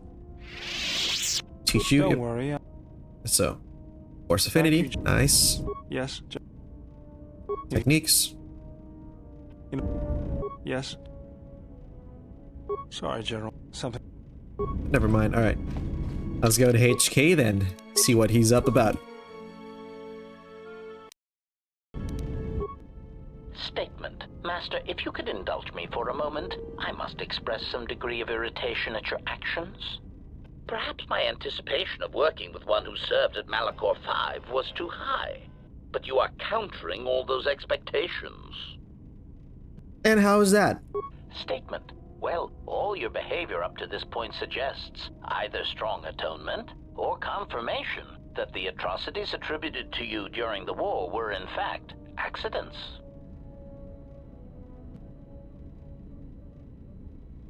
I'm not proud of what I did during the wars, and I do not wish to discuss it. Actually, no, there weren't accidents. I don't know, man. Do I need to go dark side points for this shit? I mean, I did save before, so let's go. Number 2. Answer. Why? Because your actions then and now are related, and I feel I need some context. I confess to being somewhat needy that way. Hey, what do you mean? Statement. Sometimes, Master, it is difficult for meatbags to step back and gain some perspective on death and its importance in their insignificant lives. Explanation. You see, Master, assassination is such a versatile tool. I have seen the removal of a single target have far-reaching consequences for a nation, world, even a galaxy. The repercussions of even the smallest lives, whether dead or alive, can have profound implications on history. But surely you realize this.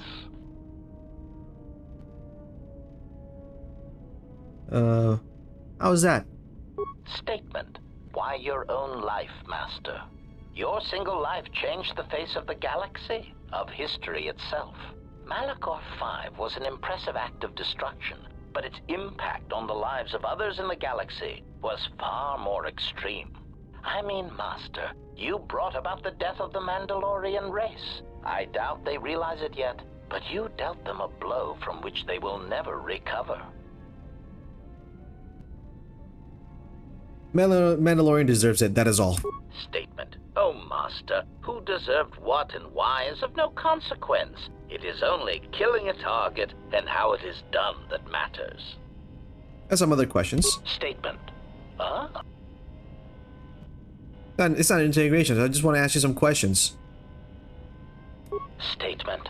Very well, Master. But if you wish to be brutal and vicious about it, know that I am trained for such things. Do your worst. Statement. Master, I am no behavior droid, but it is obvious to me that you have serious ethical problems that will need to be treated at some point. Very well. Ask your questions. If you feel the need to make it an interrogation, however, do not restrain yourself. I would be saddened if you held back. It's kind of a masochistic attitude that HK they have there. Okay. I found the Nava computer tampered with. Any ideas why it's locked? Query. Indeed, I was unaware that the Nava computer was locked. Yeah, it's voice printed. Statement. Yes, I heard it was voice printed. Most curious. You can mimic language, right? Can you unlock it? Statement. I suppose so, Master, but I would need to know who voice locked it, and regrettably, I do not have that knowledge. It seems to me that we will have to accept the T3's astrogation abilities for the time being. It is a very loyal and dependable droid for its class. Okay, I got some other questions. Statement. How did you get scattered all over the galaxy? Theory. Well, Master, I believe I was shot repeatedly. Once reduced to my component parts, I suspect pieces of me were sold across the galaxy. Statement. I am an extremely valuable piece of equipment after all, Master. My parts were no doubt costly to obtain, and their new owners hesitant to part with them. It was something of a pain, yeah. Statement. That is indeed unfortunate, Master. It is merely another thing my attacker will answer for. I would be most distressed if you were to shoot me, attack me, or dismember me in any way. I do not wish to repeat the experience. Right. State. How many out of the 1, 2, 3, 4, 5? Okay, let's go for this one first. I want to talk about the other HK units. Statement. Ah, yes. Them. Very well. What did you wish to know? Do you know where these clones are being created? Answer. Master, I do not know. I have tried in vain to find it, but so far the location of the factory churning out these copies has eluded me. Okay, but how did this happen? Statement. I have no idea, Master. What was that? It sounded like a malfunction. Statement. Oh no, Master, surely you are mistaken. I would never malfunction in such a way on purpose. Are you sure you don't know where they are striking from? Prompt. Do you understand me? I have no idea. It certainly isn't a matter of it being locked in my memory core and being unable to communicate it to others. Okay, and how would this information come out if it was locked in your memory core? Answer. I fear that any such information that exists would only come out when a certain sequence of events takes place. That is why I am eager to encounter more of these clones in the hopes that something clicks that allows me to finally pull the trigger. State.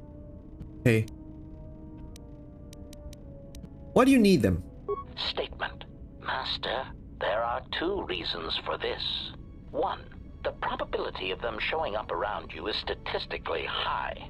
If I travel with you, then my chances of encountering these clones is also high. The second reason is a little more complicated. You see, even though those clones are obviously cheap, artless imitations of me, well, they are still me. What are you talking about? Answer. Somehow these droids are built from my schematics. This causes certain complications. That doesn't explain why you need me. Answer. Because of my self-preservation program, my behavior core recognizes these templates as still being me, despite their individuality. I could no more shoot them than I could shoot myself. It is a frustrating situation that has been looping through my behavior core for some time. Alright. Do you know why they're hunting me? Answer. Well, Master, it seems you have become a popular individual in the galaxy. This is somewhat surprising to me, since this dissemination of information could not have been caused by your actions alone. What do you mean? Statement. Master, there is mention of you specifically in the core word databases, even in public terminals on Coruscant. Observation. I was led to believe that this information concerning Jedi was not for public consumption, yet somehow it has been made known to them. Why would someone do that? Conclusion. Someone wants everyone to know that you exist, Master, and that you are back in Republic space. If I did not know better, which is computationally impossible, I believe that someone wants to make you a target, and they are succeeding admirably. Who? Answer. Master, my feeling would be the exchange. But that doesn't seem to be enough to answer the question, however. Rhetorical. Why wouldn't they have simply kept the information to themselves? Such an answer does not address the central question. And that is, why someone would choose to broadcast your location all over the known galaxy. Theory. My suspicion is that someone is using you as bait for a larger target, who is unknown at this time. So someone actually spread my information. Alright. Why are they masquerading as protocol droids? Answer. Master, as part of my original programming, I am able to communicate in over 600 languages. This usually amounted to short verbal warnings when killing non-basic speaking targets, which gave me some small measure of satisfaction. So, a good portion of your programming was adapted from protocol subroutines? Answer. Yes. I believe my original master needed this functionality in order to recover information from various indigenous tribes across the galaxy, but I know little else than that. Suffice to say that translation capability allowed these copies of myself to assume the role of protocol and translation droids in much of known space. That is, of course, not their primary function. And while they are attempting to pass themselves off as translation droids, their primary functionality keeps rising to the forefront. Okay, what do you mean? Recitation. For example, on Praven Prime, the simple transferring of Elzing syntax for friendship changes its meaning and implies that one's broodmate was actually impregnated by their own host. That wasn't said to them directly, was it? Confirmation. Oh, truly, you can imagine the results. Statement. This comment, of course, caused a civil war between the Guvandi Collective and Elzing that still persists to the current date. Do any of these incidents has any wide repercussions? Answer. Yes, Master. Such incidents often spread outwards from their point of origin, much like an echo. Oh, why did you say that just now? Query, what do you mean, Master? The echo. Why did you say that? Answer, it is something I heard a previous master say before, I believe, but I cannot recall the context. Still, somehow it seemed applicable to this situation.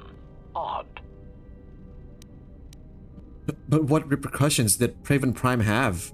Answer, in the case of Praven Prime, the Civil War actually forced the Republic to back out of Guvandi's space and let their world fall from Republic control. As I understand it, that would be best. Keeping such a world would have been a token gesture of control. As an added burden, the resources needed to invest in diplomatic and trade relations would have far outweighed what would have been required. Besides, Master, quite frankly, the Guvandi and Elzing needed a good war. They were races that relied more on words than actions, and a good brisk killing woke them from their torpid state. Also, the result of the war will be that the drastically reduced Elzing population will eventually need to call upon the Republic for emergency relief. I fail to understand what could be gained from such war. Answer, the Republic stands to gain. The Republic will be able to supply such emergency relief at a fraction of the cost to the now reduced population. Of course, such aid would only come 4 or 5 years after the war was started. One would have to be patient and let death and destruction run its course. Okay. Statement. Okay, why did they start revealing themselves now? Answer. I do not know why these clones chose now to start revealing themselves. Theory. I can only assume that some critical moment is approaching where stealth and subtlety is no longer required. Not that those Durasteel-plated knockoffs know anything of stealth or subtlety. Observation. It is clear, however, that they have been placed throughout the galaxy at critical junctures, both in the Republic fleet and in neutral worlds, and they seem to be looking for Jedi. Alright. You sound pretty disgusted by these duplicates. Answer. My feelings on the matter are something that I feel I must put in proper context, in a way that even a meatbag such as yourself could easily comprehend. Theory. Imagine, if you will, that you are unique, the pinnacle of an exiled, cast-out Jedi who can't even use the Force. Imagine that no one has sunk lower than you, that you are truly the most miserable example of a Jedi ever. Yeah, I get it. I get it already. Continuation. Now that you have that image, imagine this. Someone clones you. Badly, I might add. They make the clones talk differently, rob you of any shred of personality, and take your Jedi code and adjust it, so that it is not really the Jedi code anymore. They even change your pigmentation to a rather poor shade of Durasteel, rather than the proper rusty red that inspires fear in targets. And of course, they refer to meat bags as organics. Unacceptable. Okay, so that explains your anger. Clarification. Anger would be an understatement for the heat that builds up in my behavior core when these cheap imitations make their presence felt throughout the galaxy.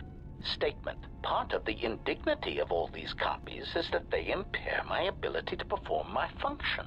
The more people throughout the galaxy recognize me as an illegal assassination device, the more difficulty I will have in carrying out my mission. Okay. Oh man, there's still a lot to get through. Okay. Who was your previous master? Answer. Master, ironically enough, I seem to have developed a sudden bout of memory loss. I shall struggle to recall an answer to your question, but for now, it is sadly beyond my capabilities. Consolation. Besides, you are a fine master. Do not be worried about being rendered insignificant if I were to inadvertently compare to some silly old master I once possessed. Alright. What did you ask me about the Mandalorian War? Answer. Why? Because your actions then and now are related, and I feel I need some context. I confess to being somewhat needy that way. Okay, we've gone through that one before. Do you know anything about the Sith hunting us? Answer. No, Master, I do not. I am afraid I have been out of touch with the Sith for many years. This new Sith threat fights differently than the ones I was familiar with. These seem to favor stealth and assassination to achieve their ends. Any idea where that might be striking from? Answer. No, Master. The Sith had many hidden bases and strongholds before and during the Jedi Civil War, and I doubt the Republic found them all. Theory. It is possible that the Sith still hold one such base, if not several. Consolation. But I would not worry, Master. I imagine it will not be long before their murderous hands try to seize you by the throat. Twi'lek metaphor. Jonta bosi likita masisoringada untamiasa grawino roto. You can say that again. Query. Master, excuse me, but how is it you know so many languages? Well, I picked up a sonic imprint sensor in Paragus. It doubles as a translator. Query. May I see it? Yeah, sure. Here you go. Observation. This is indeed familiar. Indeed, it seems to be modeled after my vocabulator, with some modifications, of course.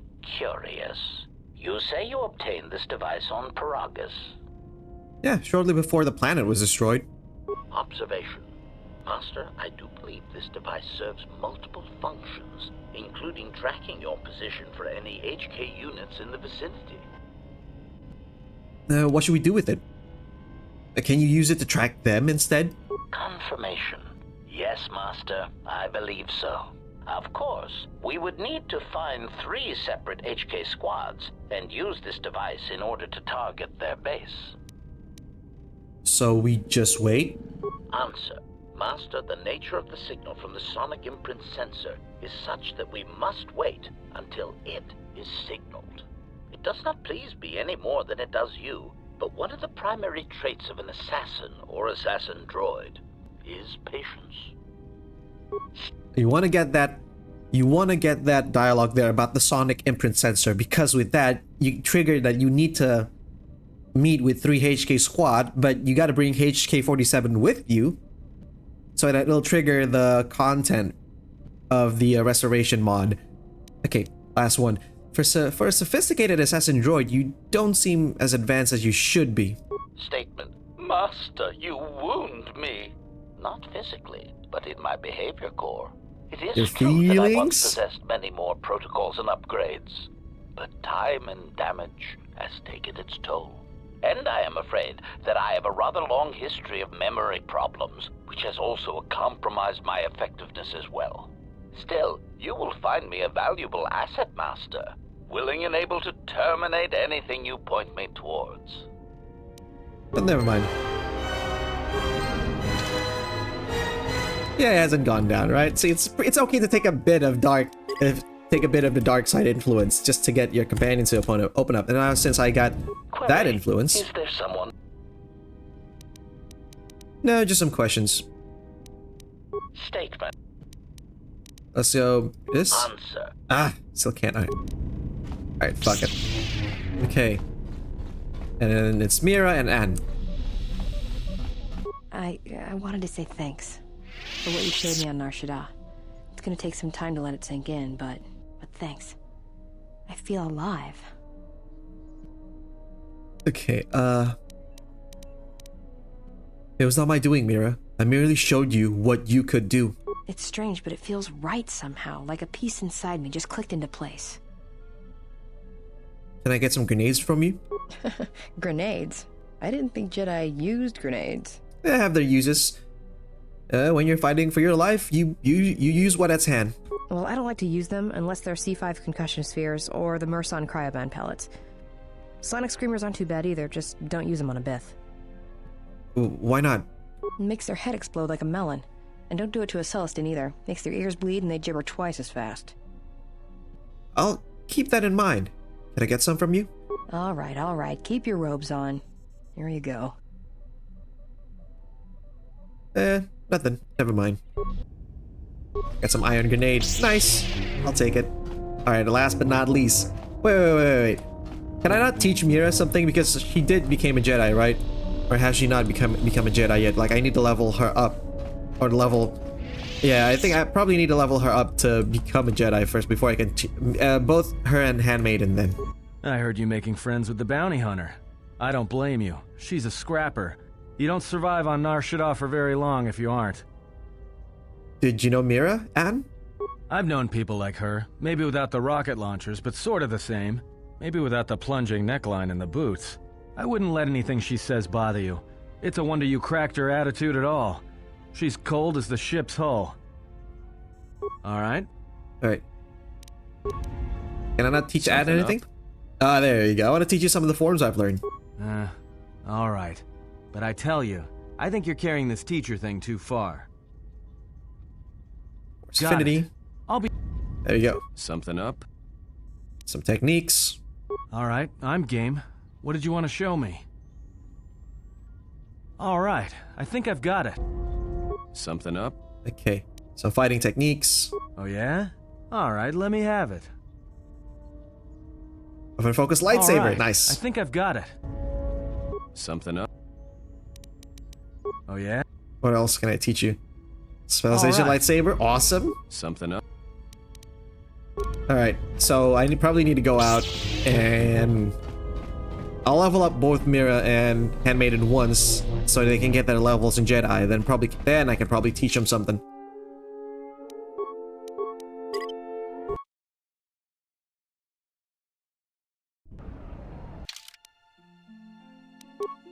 Level up. Skills. Okay. I think Mira is good with... What is she good with? She has like 5 points. 1, 2, 3, 4, 5? Yeah, probably not security, right? Feats. Proficiency lightsaber, defense. Yeah, there you go. You need to get that first. Alright, let's go. 2-weapon fighting. Powers. Obviously, burst of speed first because that's going to be important. Oh, one more. Heal. There we go. Okay. Handmaiden. Skills.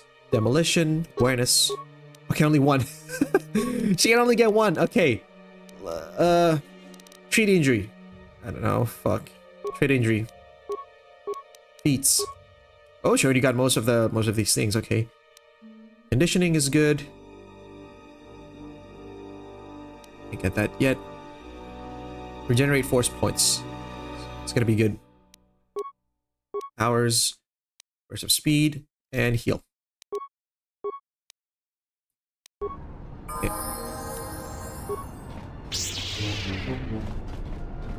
Alright, now I think I should be able to teach them some Force stuff because they gain a level. I don't understand why you won't let me take a look.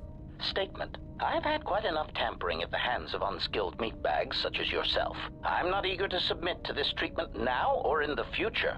Unskilled meatbag? I'll show you unskilled. Appeasement. I did not mean to imply that you were an unskilled meatbag, as incapable of performing rudimentary repairs as holding a hydrospanner.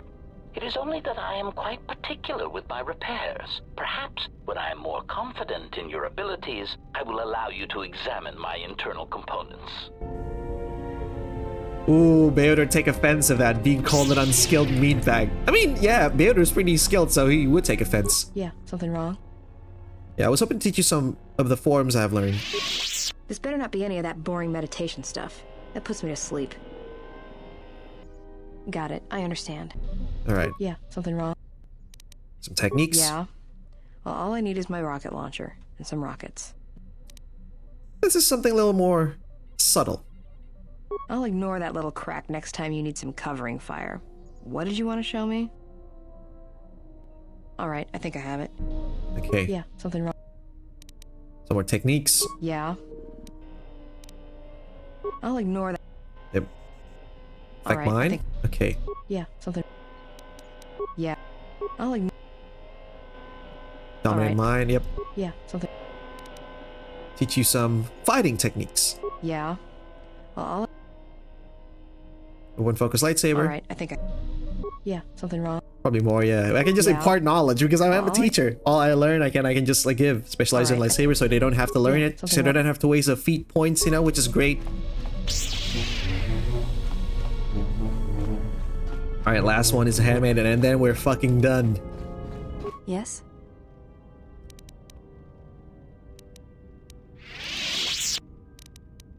You may... Actually, no, I can't. Okay, I guess I can't teach Handmaiden anything. Alright, that's okay. That's cool. But at least now, we're pretty good. Actually, no, I should just end the episode in the bridge because we are going to be using that next episode anyway to go to another planet. Actually, I'm planning to just go to Telos to, you know, deal with some loose... Deal with some... Can I get right? Can I like get... Can I...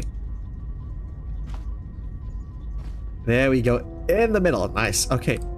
So, this has been a long episode filled with dialogues, but by doing this, we don't really have to talk much more in the future, you know? It's probably just like a few subtle things, probably more when I just want to impart knowledge on everyone else, you know, teach them things.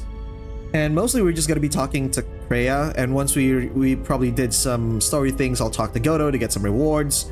Once I have repair a bit high up, then I can probably do something with T3 and whatnot. You know, probably just minor checks once when I got those, you know, and you know, get done with important stuff like converting both Handmaiden and Mira, and then triggering the thing with HK and the sonic imprints. That's also important as well. And generally, just getting conversation out of the way, so the rest of the game will mostly just going through missions and not so much more talking. You know, I like to get this stuff out of the way first, and then just like get all the context and whatnot. And yeah, that's about it. You know, next time around we're gonna go to Telos, clear up some quests from Gren, you know, the TSF commander, and then anything else I need to do in Telos besides that? No, I don't need to go. Yeah, I just need to do some things for Gren, and that's about it in Telos. Also, in Telos, there's gonna be an HK unit, which we can bring our HK along to get one of those encounters with the HK droids. So yeah, it's one of those things that we need to do as well. So I think that's a good plan. All right, thank you everybody so much for watching this it's this long episode of Star Wars Knights of the Old Republic 2, The Sith Lords, and I'll see you in the next one. With that, I am out. See ya!